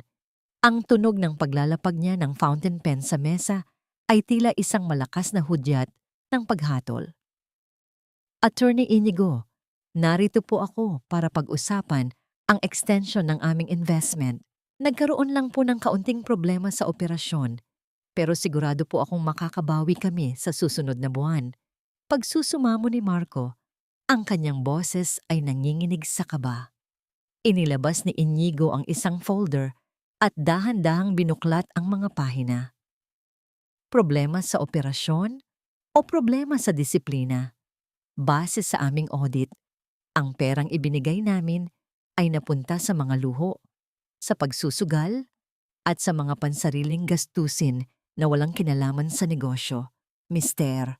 Morales, sa mundo ng mga Montemayor, ang katangahan ay hindi pinapatawad, lalo na ang kawalan ng integridad. Pakiusap, attorney. Bigyan niyo pa ako ng isang pagkakataon. Gagawin ko ang lahat. Pakiusap ni Marco. Halos lumuhod na siya sa harap ng mesa. Isang mapait na ngiti ang sumilay sa labi ni Inigo. Gagawin ang lahat? Ganyan din ba ang sinabi mo sa asawa mo bago mo siya itinapon sa ulan nang walang kalaban-laban? Natigilan si Marco. Ang kanyang mga mata ay nanlaki sa gulat. Ano po ang ibig ninyong sabihin? Paano niyo nalaman ang tungkol sa asawa ko? Hindi siya sinagot ni Inigo. Sa halip, kinuha nito ang isang gintong sobre mula sa drawer at inihagis ito sa tapat ni Marco. Ang tunog ng sobreng tumama sa mesa ay tila isang imbitasyon patungo sa kapahamakan. May charity gala ang pamilya Montemayor bukas ng gabi. Ang pamilya mo ay inimbitahan bilang isa sa mga special guests. Doon natin pag-uusapan ang kinabukasan ng kumpanya mo. Huwag kayong magkakamaling hindi sumipot, Mr. Morales, dahil iyon na ang huling pagkakataon na makikita niyo ang liwanag ng tagumpay. Nang lumabas si Marco sa opisina, ang kanyang puso ay puno ng maling pag-asa. Inakala niya na ang imbitasyong yon ay ang kanyang muling pagbangon. Agad siyang tumawag kay Stella at kay Doña Carmen. Ibinabalita ang magandang balita. Sa kabilang dako, sa loob ng Mansion Montemayor, si Luna ay nakaupo sa harap ng isang malaking salamin. Ang kanyang mga kamay ay dahan-dahang humahaplos sa isang maliit na velvet box na ibinigay sa kanya ni Leon. Nang buksan niya ito, isang set ng mga hiyas na gawa sa pinakamahal na diamante ang tumambad sa kanya. Mga hiyas na mas maliwanag pa sa anumang bituin sa langit. "Bukas, Luna," bulong ni Leon habang ipinapatong ang kanyang kamay sa balikat ng kapatid. Bukas, makikita nila ang tunay na kinangnang buwan na pilit nilang nilihim sa dilim. Tumingin si Luna sa kanyang sariling refleksyon. Wala na ang bakas ng luha, wala na ang bakas ng pagiging biktima. Ang kanyang mga mata ay puno na ng isang matalim na determinasyon. Samantala, sa kanilang maliit na apartment, si Stella ay abala sa pagsukat ng isang gown na binili niya gamit ang huling pera sa kanilang credit card.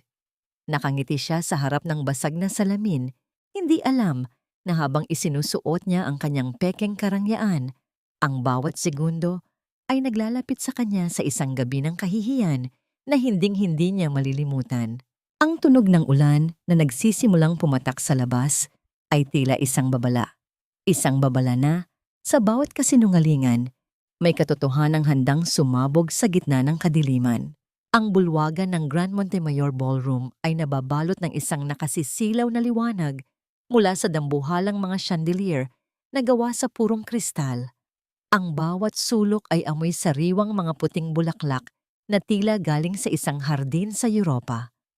Ang marahang pagtugtog ng piano ay humahalo sa mahinang bulungan ng mga pinakamakapangyarihang tao sa bansa, mga bilyonaryo, mga politiko, at mga tanyag na personalidad na nakasuot ng mga hiyas na mas maliwanag pa sa mga bituin. Sa gitna ng karangyaan, pumasok ang pamilya ni Marco. Si Stella ay nakasuot ng isang pulang gown na bagaman maganda ay tila masyadong matapang para sa okasyon, habang si Doña Carmen ay pilit na itinataas ang kanyang noo, kahit na ang kanyang mga alahas ay halatang hindi kasing kinangnang sa mga taong nasa paligid nila. Si Marco naman ay panay ang ayos sa kanyang kurbata, pilit na itinatago ang kaba habang naghahanap ng mga kakilala upang ipagmalaki ang kanyang presensya roon. Tingnan niyo sila, ma. Halatang tayo ang pinakaimportanteng bisita rito dahil si Attorney Inigo mismo ang nag-imbita sa atin. Mayabang na bulong ni Marco habang kumuha ng isang baso ng mamahaling wine mula sa dumaang waiter. Sinasabi ko sa iyo, Marco, pagkatapos ng gabing ito, babalik na tayo sa itaas. At kapag nangyari iyon, hinding-hindi na tayo bababa sa antas ng mga pulubing tulad ni Eloisa. Sagot ni Doña Carmen habang nandidiring iniiwasan ng isang waiter na tila hindi sapat ang bilis sa paglilingkod sa kanya. Biglang namatay ang mga pangunahing ilaw sa bulwagan at isang malakas na spotlight ang tumutok sa gitna ng entablado. Ang lahat ng usapan ay tumigil, na tila ba ang buong mundo ay naghihintay sa isang malaking revelasyon. Lumabas si Leon Montemayor. Ang kanyang tindig ay puno ng awtoridad, habang ang kanyang tatlong kapatid, sina Gabriel, Mateo at Rafael, ay nakatayo sa kanyang likuran bilang isang matibay na pader ng proteksyon. Magandang gabi sa inyong lahat. Simula ni Leon, ang kanyang boses ay umaalingaw-ngaw sa bawat sulok ng ballroom. Ngayong gabi ay hindi lamang tayo narito para sa aming taunang charity. Narito tayo upang ipagdiwang ang muling pagbuo ng aming pamilya. Matapos ang 25 taon ng paghihintay at paghahanap, sa wakas, ang aming bunsong kapatid, ang prinsesa ng Montemayor, ay nagbalik na. Ang katahimikan sa bulwagan ay tila naging isang mabigat na kumot. Napahawak si Marco sa braso ni Stella nang hindi niya sinasadya. Isang kakaibang kaba ang nagsimulang gumapang sa kanyang dibdib. Bumukas ang malalaking pinto sa dulo ng ballroom. Ang tunog ng pagbukas ng mabigat na kahoy ay tila isang hudyat ng pagbabago ng tadhana. Mula sa dilim, lumabas ang isang babae na tila isang diyosa na bumaba mula sa langit. Nakasuot siya ng isang asul na gown na gawa sa pinakamahal na seda na may mga bordang tila mga alon ng dagat. Ang kanyang buhok ay maayos na nakapusod, nagpapakita ng kanyang mahabang leeg na napapalibutan ng mga diamanteng nagkakahalaga ng isang imperyo. Ngunit higit sa kanyang mga alahas, ang nagpabaling sa atensyon ng lahat ay ang kanyang mukha. Wala na ang bakas ng pagod. Wala na ang bakas ng luha. Ang kanyang mga mata ay nagniningning sa ilalim ng ilaw, puno ng dignidad at kapangyarihan. Eloisa, bulong ni Marco, ang basong hawak niya ay dahan-dahang nadulas mula sa kanyang mga daliri at bumagsak sa makinis na sahig. Ang tunog ng pagkabasag ng kristal ay tila isang malakas na pagsabog sa gitna ng katahimikan. Hindi maaari. Si Eloisa ay isang katulong, isang basura. Nanginginig na, sabi ni Stella. Ang kanyang mukha ay nawalan ng kulay. Tila isang bangkay na binihisan lamang. Naglakad si Luna patungo sa entablado. Inaalalayan ng 4 niyang mga kuya at ni Attorney Inigo Salazar na nasa kanyang tabi. Ang bawat hakbang niya ay tila isang pagsukat sa distansya ng kanyang nakaraan at ng kanyang bagong hinaharap. Habang dumadaan siya sa tapat ni na Marco, sandali siyang tumigil. Tumingin si Luna nang diretso sa mga mata ni Marco. Isang malamig, walang emosyon, at matalim na tingin. Ang tingin ng isang reyna sa isang langgam na balak niyang apakan. Wala siyang binitawang salita. Ngunit sa sandaling iyon, naramdaman ni Marco ang tunay na kahulugan ng pagkatalo. Luna Montemayor, pagpapakilala ni Leon habang inaalalayan ng kapatid sa itaas ng entablado. Ang aming kapatid, ang aming buhay. Nagsipalpakan ng mga tao, ang tunog ng palakpakan ay tila isang nakabibinging sampal sa mukha ni Stella at Doña Carmen. Sa gitna ng gulo, sinubukan ni Marco na lumapit sa entablado. Ang kanyang mukha ay puno ng isang desperadong pagnanais na bawin ang lahat. Eloisa! Eloisa, asawa ko! Sigaw ni Marco. Ngunit bago pa man siya makalapit ng 3 hakbang, hinarang na siya ng 4 na malalaking security guard. Bitawan niyo ako! Asawa ko ang babaeng iyan! Buntis siya sa anak ko! Ang buong ballroom ay muling natahimik. Ang mga bisita ay nagsimulang magbulungan. Ang kanilang mga mata ay puno ng paghahamak sa lalaking nagsisigaw sa gitna ng isang formal na okasyon. Tumingin si Luna mula sa entablado. Ang kanyang mukha ay nanatiling kalmado. Tila ba ang lalaking nagsisigaw ay isang estranghero na hindi kailanman naging bahagi ng kanyang buhay. Ngunit hindi tumigil ang kahihiyan. Sa gitna ng tensyon, biglang sumingit si Doña Carmen. Ang kanyang boses ay pumailan lang sa buong hall, puno ng kasakiman at kawalan ng hiya. Totoo ang sinasabi ng anak ko. Ang batang nasa sinapupunan ng babaeng yan ay isang Morales. Karapatan namin ang batang yan. Karapatan namin ang perang dapat ay para sa aming apo. Ang matinding katahimikan na sumunod sa pagsigaw ni Doña Carmen ay tila isang bagyong nagtitipon ng lakas. Tumingin si Leon kay Mateo. Ang kanyang mga mata ay nagbabaga.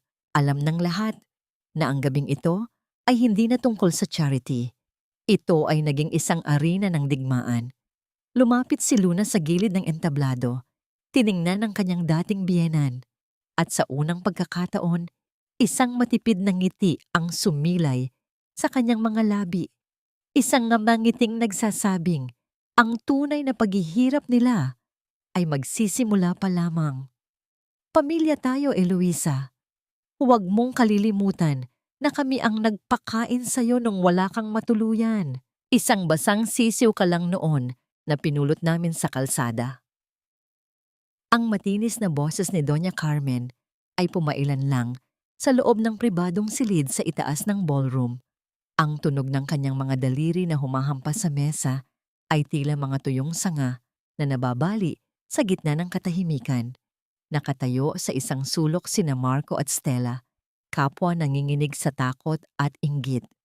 Ngunit si Doña Carmen, dala ng kanyang matinding kasakiman, ay tila nawalan na ng kahihiyan.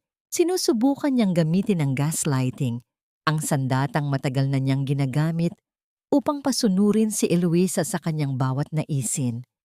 Nakatira si Luna sa isang malaking upuan na tila isang trono. Sa kanyang likuran, ang 4 niyang mga kuya ay nakatayo ng matuwid. Ang kanilang mga mukha ay tila mga rebulto ng galit. Sa kanyang tabi, si Attorney Inigo Salazar ay tahimik na nagbabasa ng ilang mga dokumento.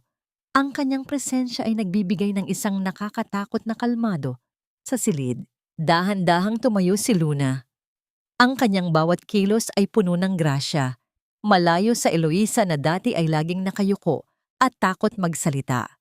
Tumingin siya ng diretso sa mga mata ni Doña Carmen, isang tinging hindi kumukurap at puno ng isang matalim na katotohanan. Ang pamilyang sinasabi niyo, Doña Carmen, ay ang pamilyang pumatay sa aking pagkatao araw-araw. Simula ni Luna, ang kanyang boses ay mahinhin ngunit bawat salita ay tila isang hampas ng latigo. Ang pagkain na ibinigay niyo ay binayaran ko ng aking pawis, luha, at ng bawat sentimo ng aking sahod na sa pilitan ninyong kinuha. Hindi niyo ako pinulot dahil sa awa. Kinuha niyo ako dahil kailangan niyo ng isang aliping hindi kailangang bayaran. Walang hiya ka. Matapos ka naming kalingain. Susugod sana si Doña Carmen, ngunit isang hakbang pa lamang niya ay hinarang na siya ni Leon. Ang lamig ng titig ni Leon ay sapat na upang mapaurong ang matanda. Inilapag ni Mateo ang isang makapal na folder sa harap ni Marco. Ang tunog ng folder na tumama sa mesa ay tila isang pinal na hatol. Lahat ng perang kinuha niyo kay Luna sa loob ng 3 taon ay nakalista rito. Bawat sentimo, bawat dokumento ng pagnanakaw niyo sa kanyang mga benepisyo sa trabaho, at ang mga resibo ng lahat ng luho ni Stella na galing sa pera ng kapatid ko. At higit sa lahat, ang medical report mula noong gabing itinapon niyo siya sa ulan.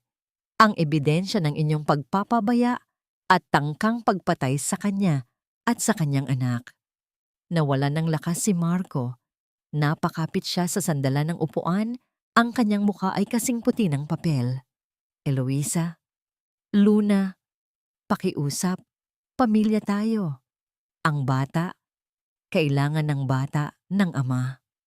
Isang mapait na tawa ang kumawala sa mga labi ni Luna. Isang ama. Ang ama bang tinutukoy mo ay ang lalaking tumalikod sa akin habang nagmamakaawa ako sa ulan? Ang ama bang tumawag sa sarili niyang anak na basura? Lumapit si Inigo at inabot ang isang set ng mga papeles kay Marco. Ito ang annulment papers at isang permanent restraining order. Mula sa sandaling ito, Mr. Morales, ang distansya niyo kay Luna at sa kanyang anak ay dapat ay higit pa sa abot ng inyong paningin. Kapag humakbang kayo ng mas malapit, sisiguraduhin kong sa loob ng rehas kayo magpapaliwanag. Dahil sa matinding desperasyon at galit, biglang nawalan ng kontrol si Marco. Hindi niyo pwedeng gawin ito. Akin ang batang iyan.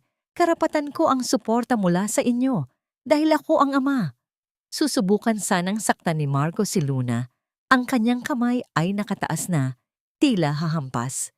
Ngunit bago pa man dumapo ang kamay ni Marco, mabilis na humarang si Inigo sa harap ni Luna. Sinalo ni Inigo ang braso ni Marco at sa isang mabilis na pagpihit, napaluhod ang lalaki sa sahig. Si Rafael naman ay mabilis na tumayo sa kabilang panig ni Luna, handang protektahan ang kanyang ate. Huwag mong susubukang hawakan ang kapatid ko, Morales. Bulong ni Rafael, ang boses ay puno ng panganib. Nanginginig si Stella sa isang sulok, hindi makapagsalita. Ang lahat ng kanyang pangarap na maging isang donya ay naglaho na tila bula. Tinitigan siya ni Luna, isang tingin ng purong awa. Stella, ang kwintas na suot mo, ibalik mo yan. Iyan ay pag-aari ng isang taong matagal mo nang pinagtaksilan. Nanginginig na tinanggal ni Stella ang kwintas at inilapag sa mesa. Hindi na siya makatingin ng diretso. Ilabas na sila. Utos ni Leon sa mga security. At siguraduhin ninyong ang bawat tao sa labas ay malalaman kung anong uri ng mga nilalang ang pinalalayas natin. Habang kinakaladkad palabas si Marco na patuloy na sumisigaw tungkol sa kanyang karapatan, nanatiling tahimik si Luna. Dahan-dahan niyang hinimas ang kanyang tiyan, naramdaman ang munting sipa sa loob. Isang luha ang pumatak mula sa kanyang mata, hindi dahil sa sakit, kundi dahil sa isang napakalaking kaluwagan. Ligtas na tayo, anak, bulong ni Luna. Ang bawat salita niya ay tila isang pangako na hinding-hindi na muling mauulit. Ang madilim na nakaraan. Tumabi si Inigo sa kanya. Ang kanyang kamay ay dahan-dahang humawak sa balikat ni Luna upang bigyan ito ng lakas. Ang init ng palad ni Inigo ay tila isang katiyakan na sa bagong mundong ito, hindi na siya muling maglalakad ng mag-isa. Ngunit sa labas ng ballroom, habang kinakaladkad ng mga guard, sumigaw si Marco sa harap ng mga reporter na naghihintay. Ipaglalaban ko ang anak ko. Hindi niyo ako mapipigilan. Ang pamilya Montemayor ay nagnanakaw ng isang ama mula sa kanyang anak. Ang balitang ito ay mabilis na kumalat at alam ni Luna na ang laban sa korte at sa mata ng publiko ay nagsisimula pa lamang.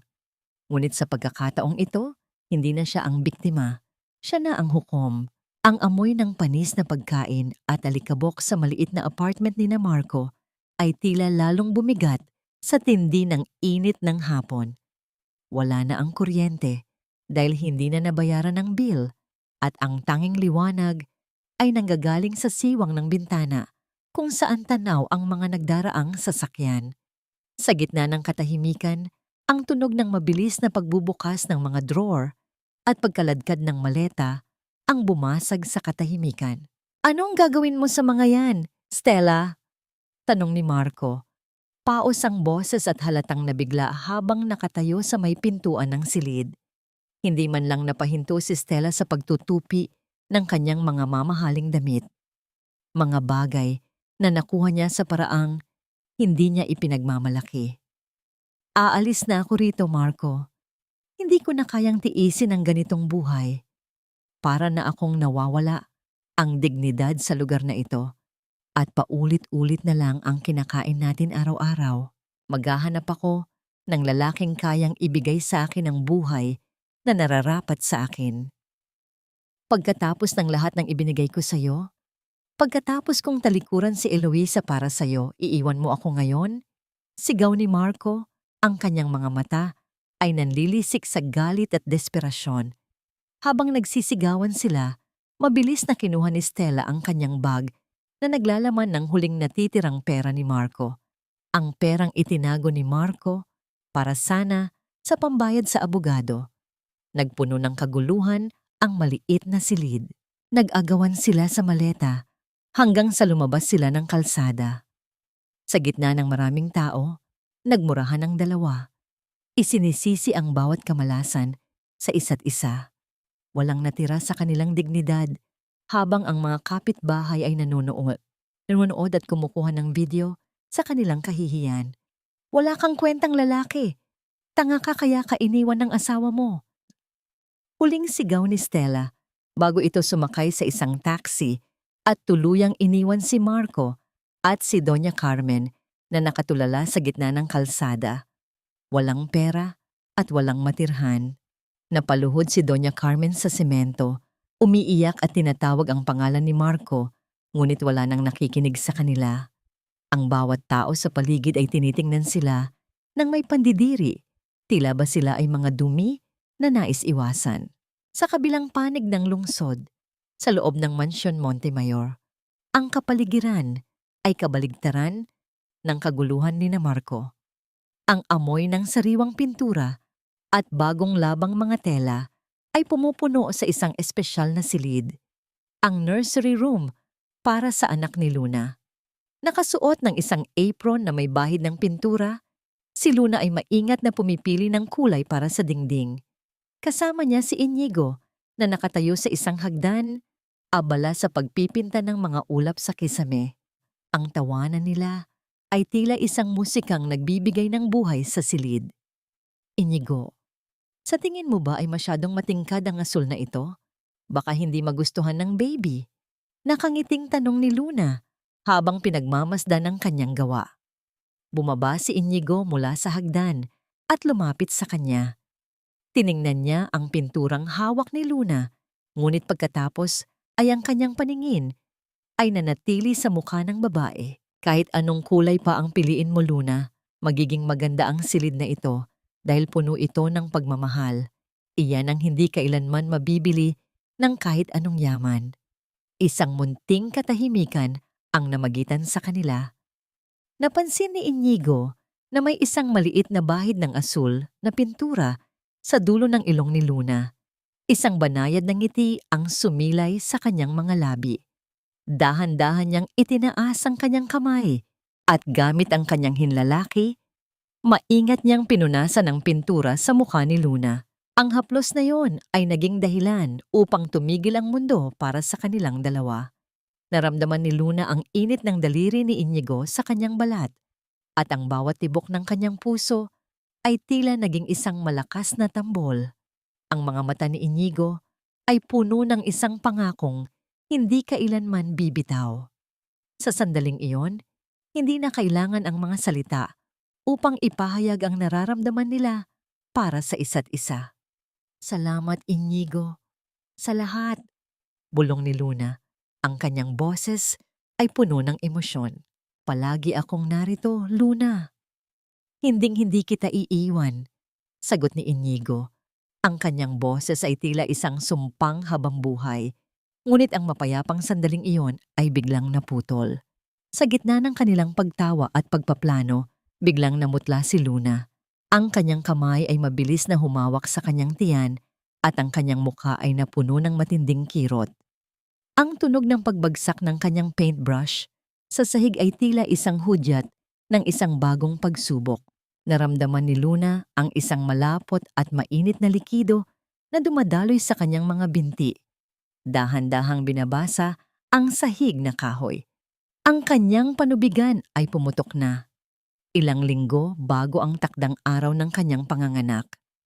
Inigo, ang anak ko, ang baby. Lalabas na siya. Hirap na sabi ni Luna. Ang kanyang mga kamay ay nanginginig habang kumakapit siya sa braso ni Inigo. Huminga ka ng malalim, Luna. Gabriel, Leon, sigaw ni Inigo habang mabilis na inaalalayan si Luna upang hindi ito matumba.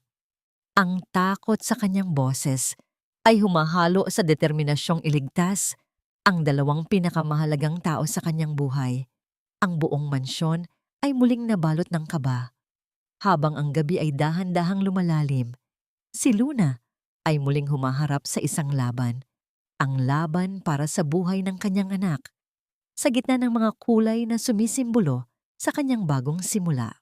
Ang tunog ng mabilis na pag-ikot ng mga gulong ng stretcher sa makinis na tiles ng pasilyo ay tila isang mabilis na pintig ng puso na nagmamadali sa gitna ng gabi.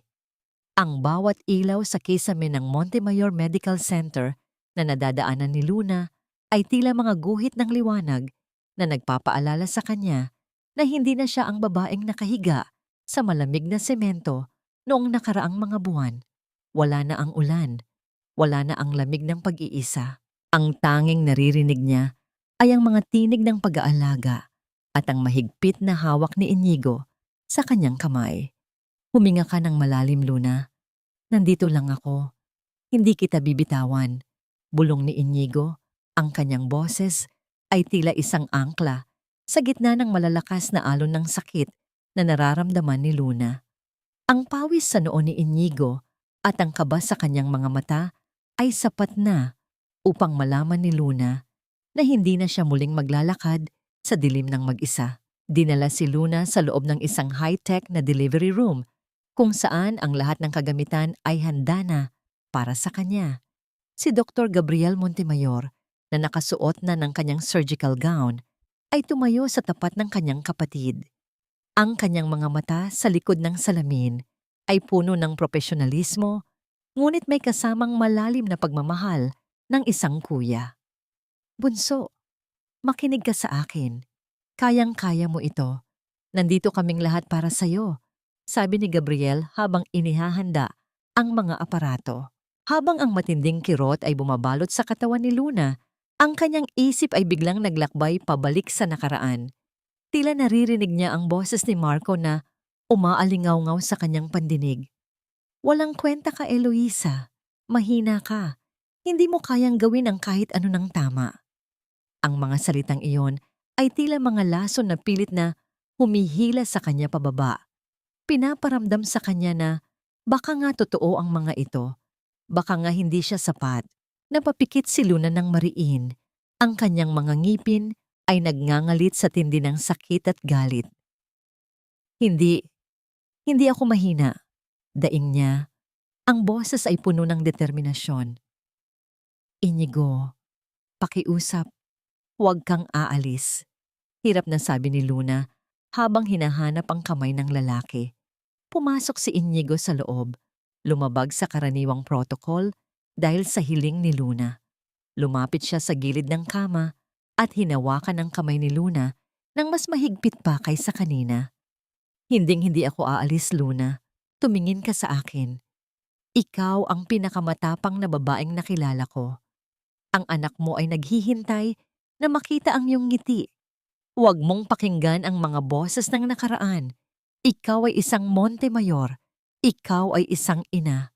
Ang bawat salita ni Inigo ay tila isang kalasag na humaharang sa mga panlalait ni Marco sa kanyang alaala. Sa bawat pag-iri ni Luna, inilalabas niya hindi lamang ang kanyang anak, kundi pati na rin ang lahat ng sakit, lahat ng pait, at lahat ng takot na ipinaranas sa kanya ng pamilya Morales. Ang bawat hininga niya ay isang pagbura sa Eloisang api, at ang bawat daing niya ay isang pagsilang ng bagong luna. Makalipas ang ilang oras ng matinding laban, isang tunog ang bumasag sa lahat ng kaba sa loob ng silid. Ang malakas at malinaw na iyak ng isang sanggol ay umaling-aungaw, tila isang musikang nagpapahayag ng tagumpay. Isang malusog na sanggol na babae ang inilabas ni Gabriel. Ang balat nito ay mapula, at ang maliliit na kamay ay tila naghahanap ng yakap ng kanyang ina. Isang prinsesa, Luna. Isang napakagandang prinsesa, sabi ni Gabriel. Ang kanyang boses ay nanginginig sa kagalakan habang inilalapag ang sanggol sa dibdib ni Luna. Ang mga luha ni Luna ay malayang pumatak nang maramdaman niya ang init ng kanyang anak. Ang lahat ng pagod ay naglaho. Ang lahat ng sakit ay tila naging sulit. Tiningnan niya si Inigo na sa pagkakataong ito ay hindi ina napigilan ang pagpatak ng sariling luha habang nakamasid sa mag-ina. Sa labas ng pinto, sa pasilyo ng ospital, sina Leon, Mateo at Rafael ay hindi mapakali. Nang lumabas si Gabriel upang ibalita ang tagumpay, ang tatlong makapangyarihang lalaki ay tila naging mga bata sa sobrang saya. Sabay-sabay silang sumilip sa salamin ng nursery room kung saan inilagay ang sanggol. Tingnan nyo, kamukha ko ang ilong ng bata, pagyayabang ni Mateo habang nakadikit ang muka sa salamin. Anong ikaw? Mas kamukha ko ang mga mata niya. Kontra naman ni Rafael habang inilalabas ang kanyang phone para kumuha ng litrato. Tumigil nga kayo. Ako ang paboritong tito niyan. Kaya ako ang dapat maunang humawak, sabi naman ni Leon. Bagaman ang kanyang boses ay puno ng lambing. Ang apat na tito ay nagtatalo at nagtutulakan ng mahina. Isang eksenang puno ng kagalakan na tila nagbubura sa bawat bakas ng trahedyang pinagdaanan ng kanilang pamilya.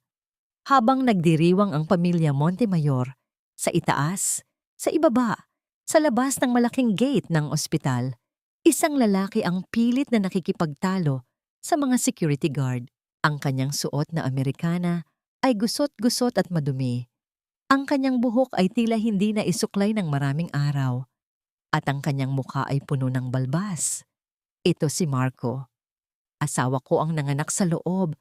Karapatan kong makita ang anak ko. Sigaw ni Marco. Ang kanyang boses ay paos at desperado. Mukha siyang pulubi na nagmamakaawa sa gilid ng kalsada, malayo sa mapagmataas na lalaking nagtaboy kay Eloisa noon. Wala kaming pasyenteng nagngangalang Eloisa Morales dito. Sa madaling salita, umalis ka na kung ayaw mong kaladkarin ka namin patungo sa presinto. Malamig na sagot ng gwardiya. Napaluhod si Marco sa semento. Ang ulan ay nagsisimulang pumatak ng mahina. Tila muling binabalik sa kanya ang lahat ng ginawa niya. Tumingala siya sa maliwanag na bintana ng VIP floor. Alam niyang nandoon ang kanyang anak. Ngunit alam din niyang ang distansya sa pagitan nila ay hindi na kailanman matatawid ng kanyang mga luha. Ang tadhana ay tila isang malaking bilog. Noong nakaraang buwan, si Eloisa ang nasa labas, nagmamakaawa sa gitna ng sakit.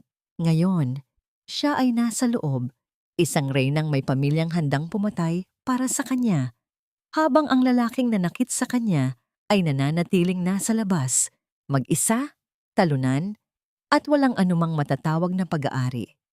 Ang sikat ng araw na tumatama sa puting kurtina ng silid ay tila isang banayad na haplos na nagpapagising kay Luna mula sa isang mahimbing na tulog. Sa kanyang tabi, ang kanyang anak, si Aurora, ay mahimbing na natutulog, marahang umaangat at bumababa ang dibdib sa payapang ritmo ng paghinga. Ang paligid ay puno ng amoy ng gatas at bagong silang na sanggol.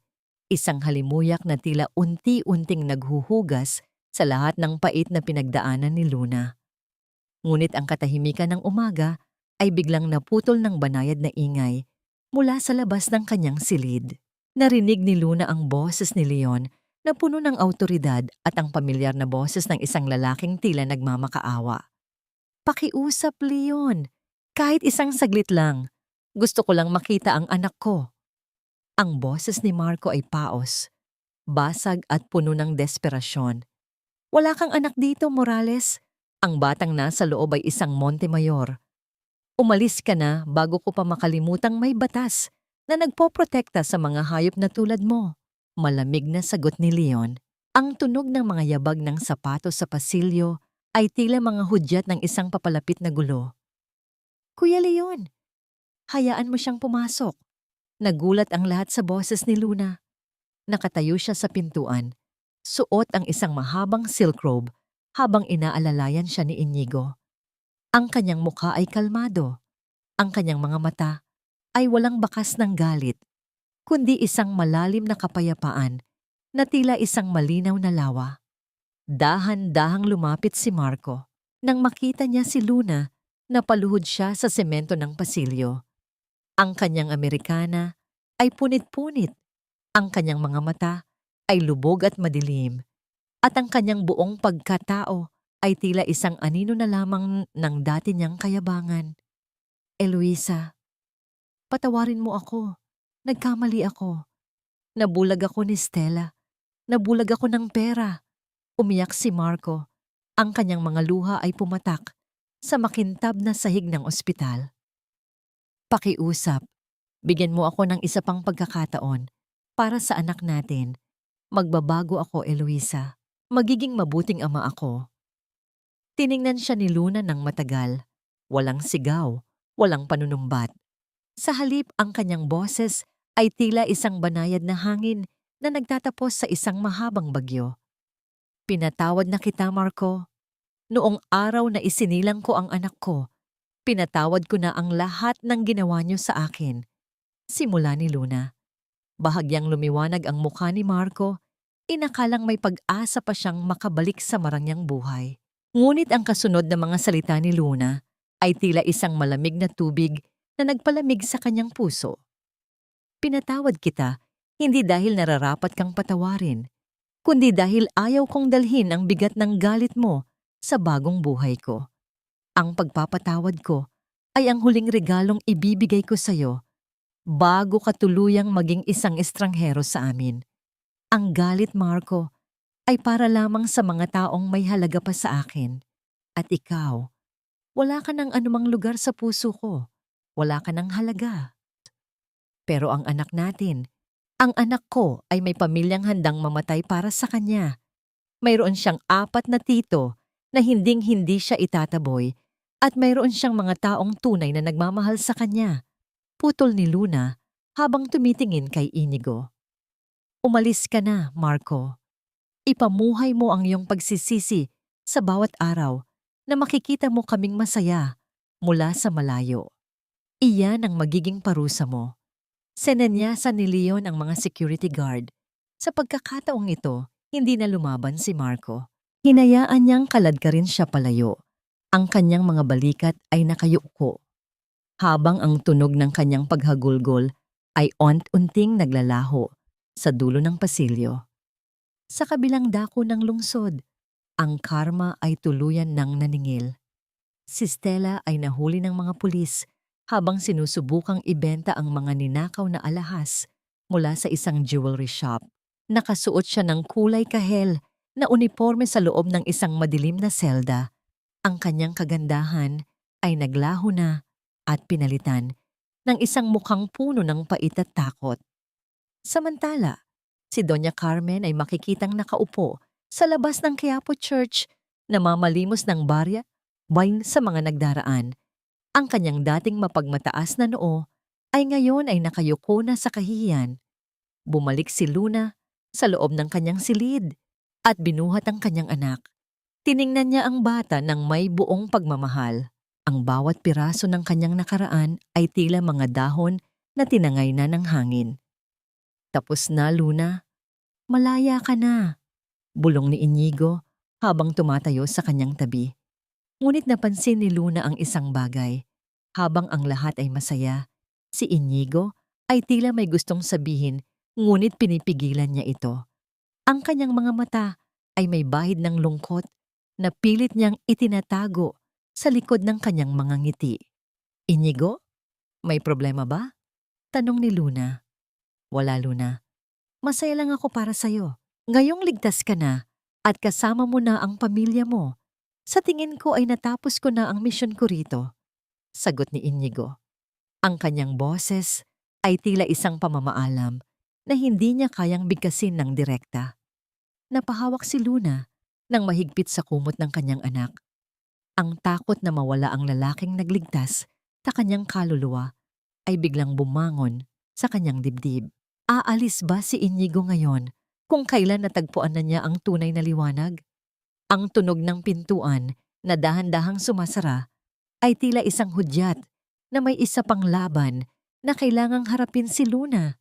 Ang laban para sa kanyang sariling kaligayahan. Ang bawat kahon na inilalabas mula sa opisina ni Inigo ay tila mga tipak ng yelo na dahan-dahang nagpapalamig sa puso ni Luna. Nakatayo siya sa pasilyo ng mansyon, pinagmamasdan ang mga tauhan na nagkakarga ng mga dokumento at gamit patungo sa isang sasakyan. Ang samyo ng kape na laging nagmumula sa opisina ni Inigo ay tila naglalaho na, pinalitan ng amoy ng karton at kawalan. Kuya Leon, nasaan si Inigo? Tanong ni Luna. Ang kanyang boses ay nanginginig. Habang hinahanap ang kanyang panganay na kapatid sa sala, tumingin si Leon sa kanyang kapatid. Ang kanyang mga mata ay puno ng pag-unawa at bahagyang lungkot. Nag-aayos na siya ng kanyang mga huling gamit, Luna. Bukas na ang kanyang lipad patungong London para sa isang long-term assignment. Sabi niya, tapos na ang trabaho niya rito at kailangan na niyang asikasuhin ang mga sangay natin sa Europa. Assignment? Pero bakit ngayon lang niya sinabi? Mabilis na tanong ni Luna. Ang kanyang puso ay mabilis na tumitibok sa takot. Alam mo si Inigo, Luna, ayaw niyang maging pabigat. Iniisip niya na ngayong maayos na ang lahat sa pamilya natin, wala na siyang dahilan para manatili. Ayaw niyang maging hadlang sa iyong muling pagsisimula. Paliwanag ni Leon habang ipinapatong ang kanyang kamay sa balikat ni Luna. Hindi na nag-isip pa si Luna. Iniwan niya ang kanyang anak sa pangangalaga ni na Gabriel at Rafael at mabilis na naglakad patungo sa paborito nilang silid-aklatan. Alam niya na doon siya huling makikita ni Inigo bago ito tuluyang lumisan. Ang tunog ng dahan-dahang pagbukas ng mabigat na pinto ng aklatan ay tila isang hudyat ng pagtatapat. Doon, sa gitna ng mga naglalakihang istante ng libro, nakita ni Luna si Inigo. Nakasuot siya ng isang itim na Amerikana, abala sa pag-aayos ng mga huling folders sa kanyang desk. Ang liwanag ng papalubog na araw sa bintana ay tumatama sa kanyang mukha, nagbibigay ng isang malungkot na anyo sa kanyang matikas na tindig.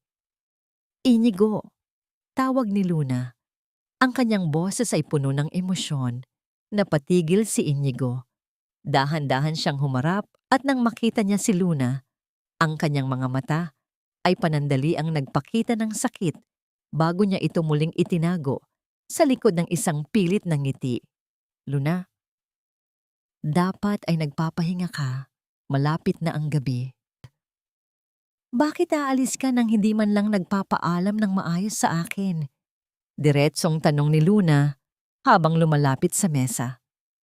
Pagkatapos ng lahat ng itinuro mo sa akin, pagkatapos mong ituro sa akin kung paano lumaban, ngayon ay tatakbuhan mo ako? Ibinaba ni Inigo ang folder na hawak niya.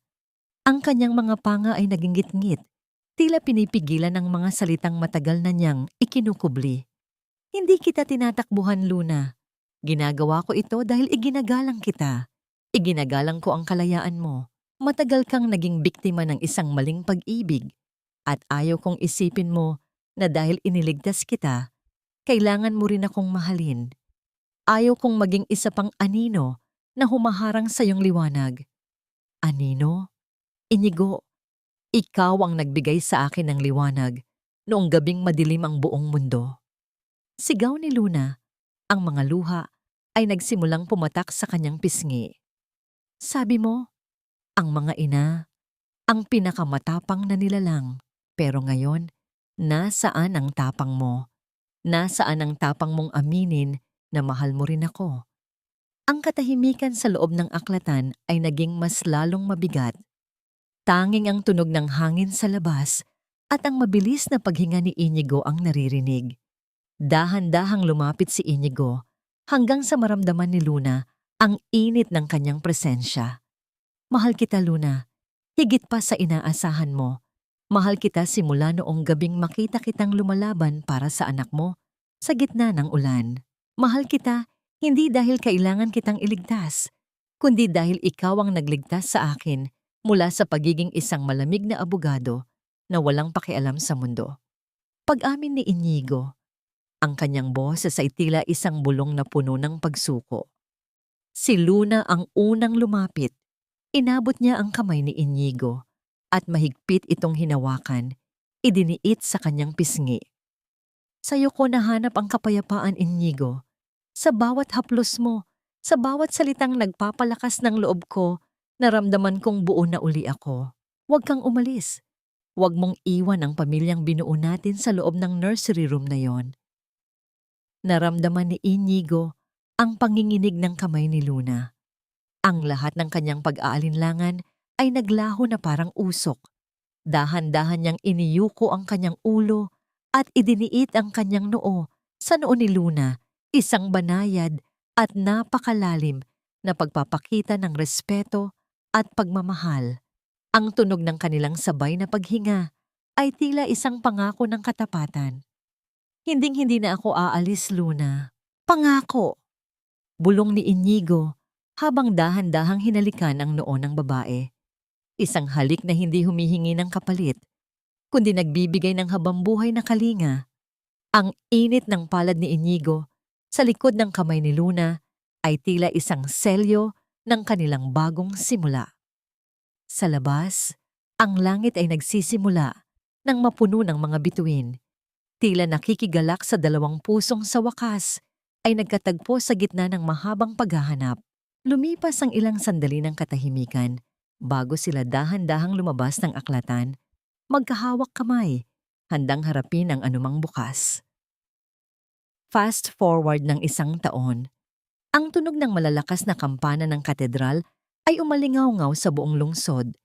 Ang bawat tunog ng bakal ay tila isang masayang balita na ipinapaabot sa hangin. Ang mga puting talulot ng rosas ay nagliliparan sa paligid ng malaking pintuan ng simbahan, habang ang mga tao ay may nagsisimulang pumila upang saksihan ang isang seremonyang matagal na nilang inaasam.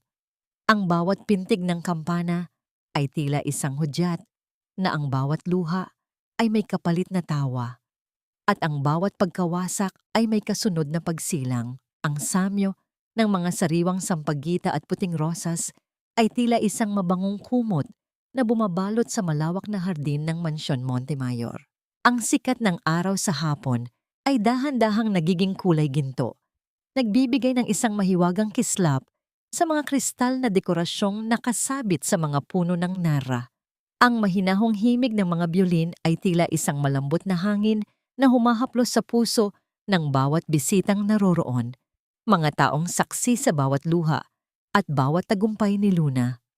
Sa dulo ng mahabang carpet na nakalatag sa damuhan, nakatayo si Inigo Salazar.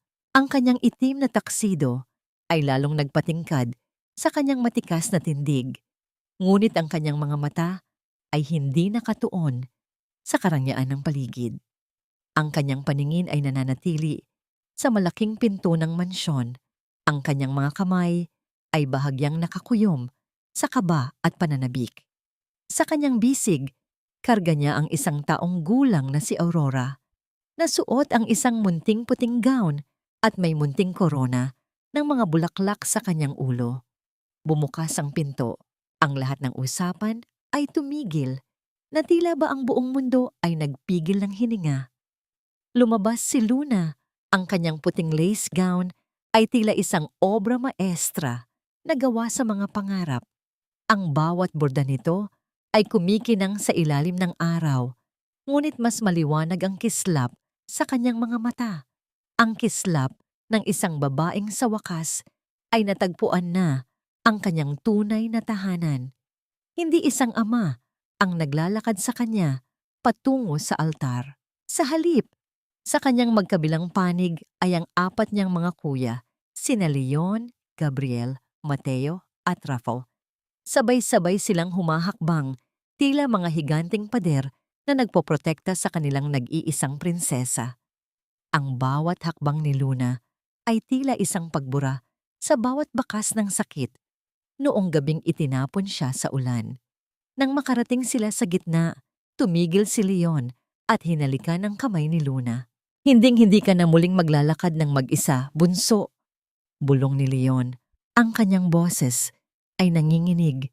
Sa sobrang pagmamalaki, inabot ni Gabriel ang kamay ni Luna kay Inigo, habang sina Mateo at Rafael ay tumango ng may malalim na respeto sa lalaking nagligtas sa puso ng kanilang kapatid.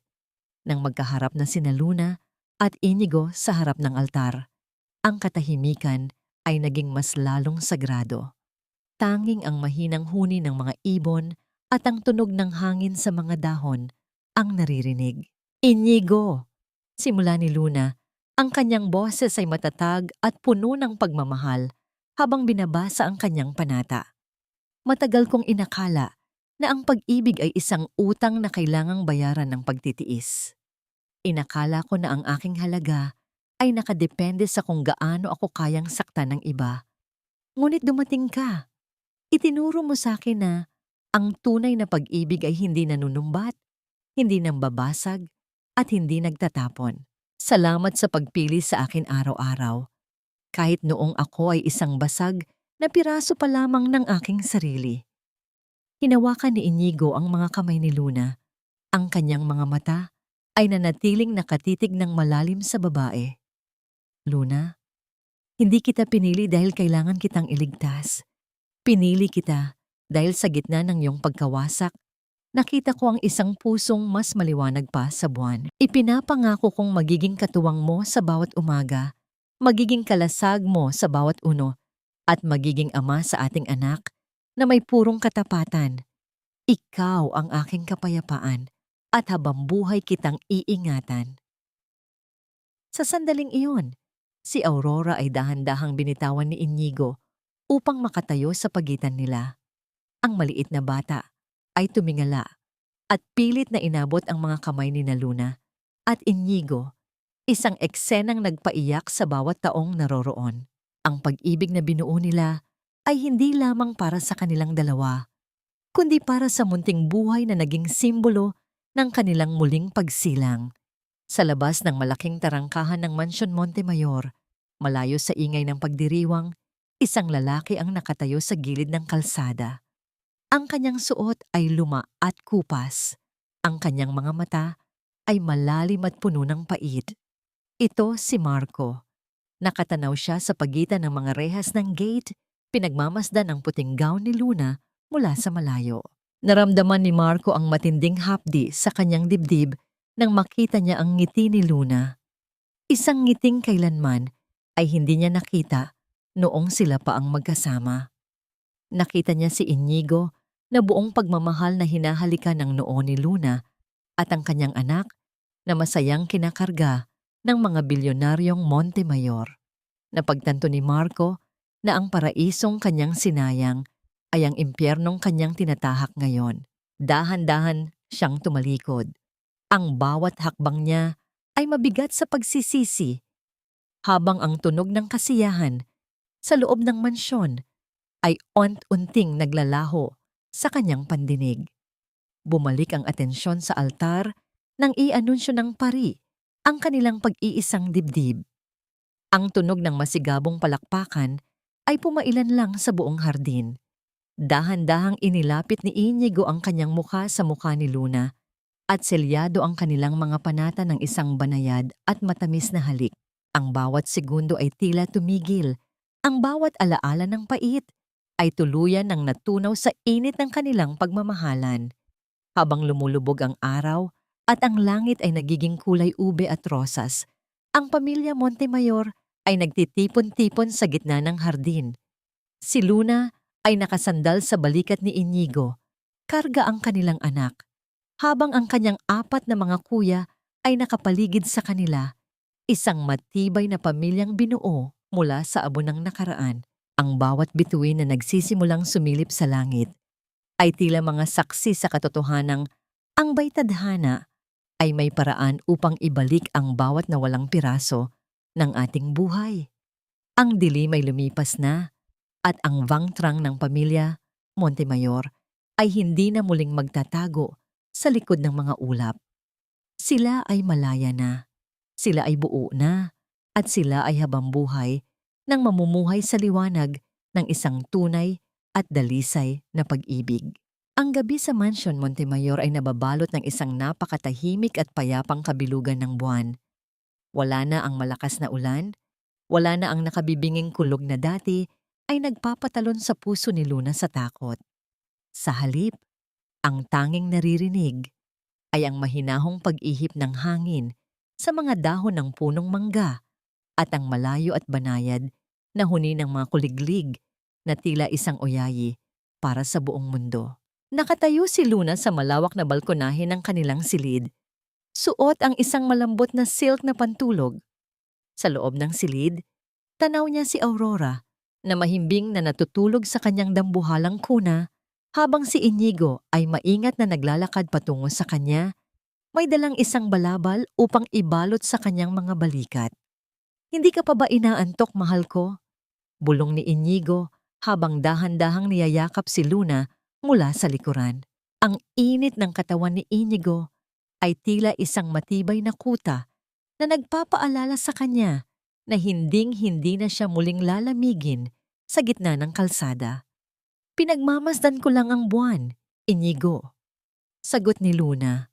Ang kanyang boses ay puno ng isang malalim na katahimikan. "Naalala ko lang, noong gabing iyon sa ulan, akala ko ay katapusan na ng lahat. Akala ko ang kadiliman ay habambuhay na.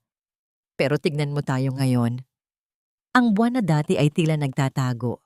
Ngayon ay buong-buo na ang liwanag." Hinalikan ni Inigo ang kanyang balikat. "Dahil ang liwanag ay palaging nariyan, Luna. Kailangan mo lang magkaroon ng lakas na hintayin ang paghawi ng mga ulap. At ginawa mo yon. Ikaw ang pinakamatapang na babaeng nakilala ko." Naisip ni Luna si Marco at si Doña Carmen. Paminsan-minsan, nakakatanggap siya ng balita tungkol sa kanila. Mga kwento ng paghihirap, ng pangungutang, at ng kahihiyan sa kalsada. Ngunit ang bawat balitang iyon ay hindi na nagbibigay ng galit sa kanyang puso. Ang pagpapatawad na ibinigay niya ay hindi dahil naging mabuti sila, kundi dahil naging mabuti ang tadhana sa kanya. Ang galit ay isang bilangguan, at pinili ni Luna na maging malaya. Ang hustisya ay hindi lamang ang pagpaparusa sa masasama, kundi ang pagpili na maging masaya sa kabila ng lahat. Sa kabilang bahagi ng mansyon, naririnig pa rin ang mahinang tawanan ng kanyang apat na mga kuya na kasalukuyang nagpaplano para sa susunod na kaarawan ni Aurora. Ang kanilang pagmamahal ay tila isang walang katapusang agos na dumadaloy sa bawat sulok ng kanyang buhay. Napagtanto ni Luna na ang pamilya ay hindi lamang tungkol sa dugong nananalaytay sa mga ugat, kundi sa mga taong handang sumalo sa'yo kapag ang buong mundo ay bumibitiw na. "Inigo," tawag ni Luna habang humaharap sa kanyang asawa. "Sana, ang bawat babaeng dumaranas ng hirap na naranasan ko, sana ay matagpuan din nila ang kanilang sariling Montemayor. Sana ay malaman nila na hindi sila basura, na sila ay mga hiyas na nagkataon lang na napunta sa maling kamay. Malalaman nila yon, Luna, dahil ang kwento mo ang magiging liwanag nila," sagot ni Inigo, bago maingat na iniyuko ang kanyang ulo upang idikit ang kanyang noo sa noo ng asawa. Ang bawat bituin sa langit ay tila mga saksi sa katotohanang ang bawat sugat ay may lunas at ang bawat pagkawasak ay may kasunod na muling pagsilang. Ang pag-ibig, kapag totoo at dalisay, ay may kapangyarihang bumuo ng mga pangarap mula sa mga piraso ng basag na puso. Habang ang gabi ay dahan-dahang lumalalim, si Luna at Inigo ay pumasok na sa loob ng kanilang silid. Magkahawak kamay, handang harapin ang bawat bukas na puno ng pag-asa. Ang pinto ay dahan-dahang sumara, ang tunog ng paglapat ng kahoy ay tila isang tuldok sa isang mahabang kwento ng pasakit at ang simula ng isang walang hanggang kabanata ng kapayapaan.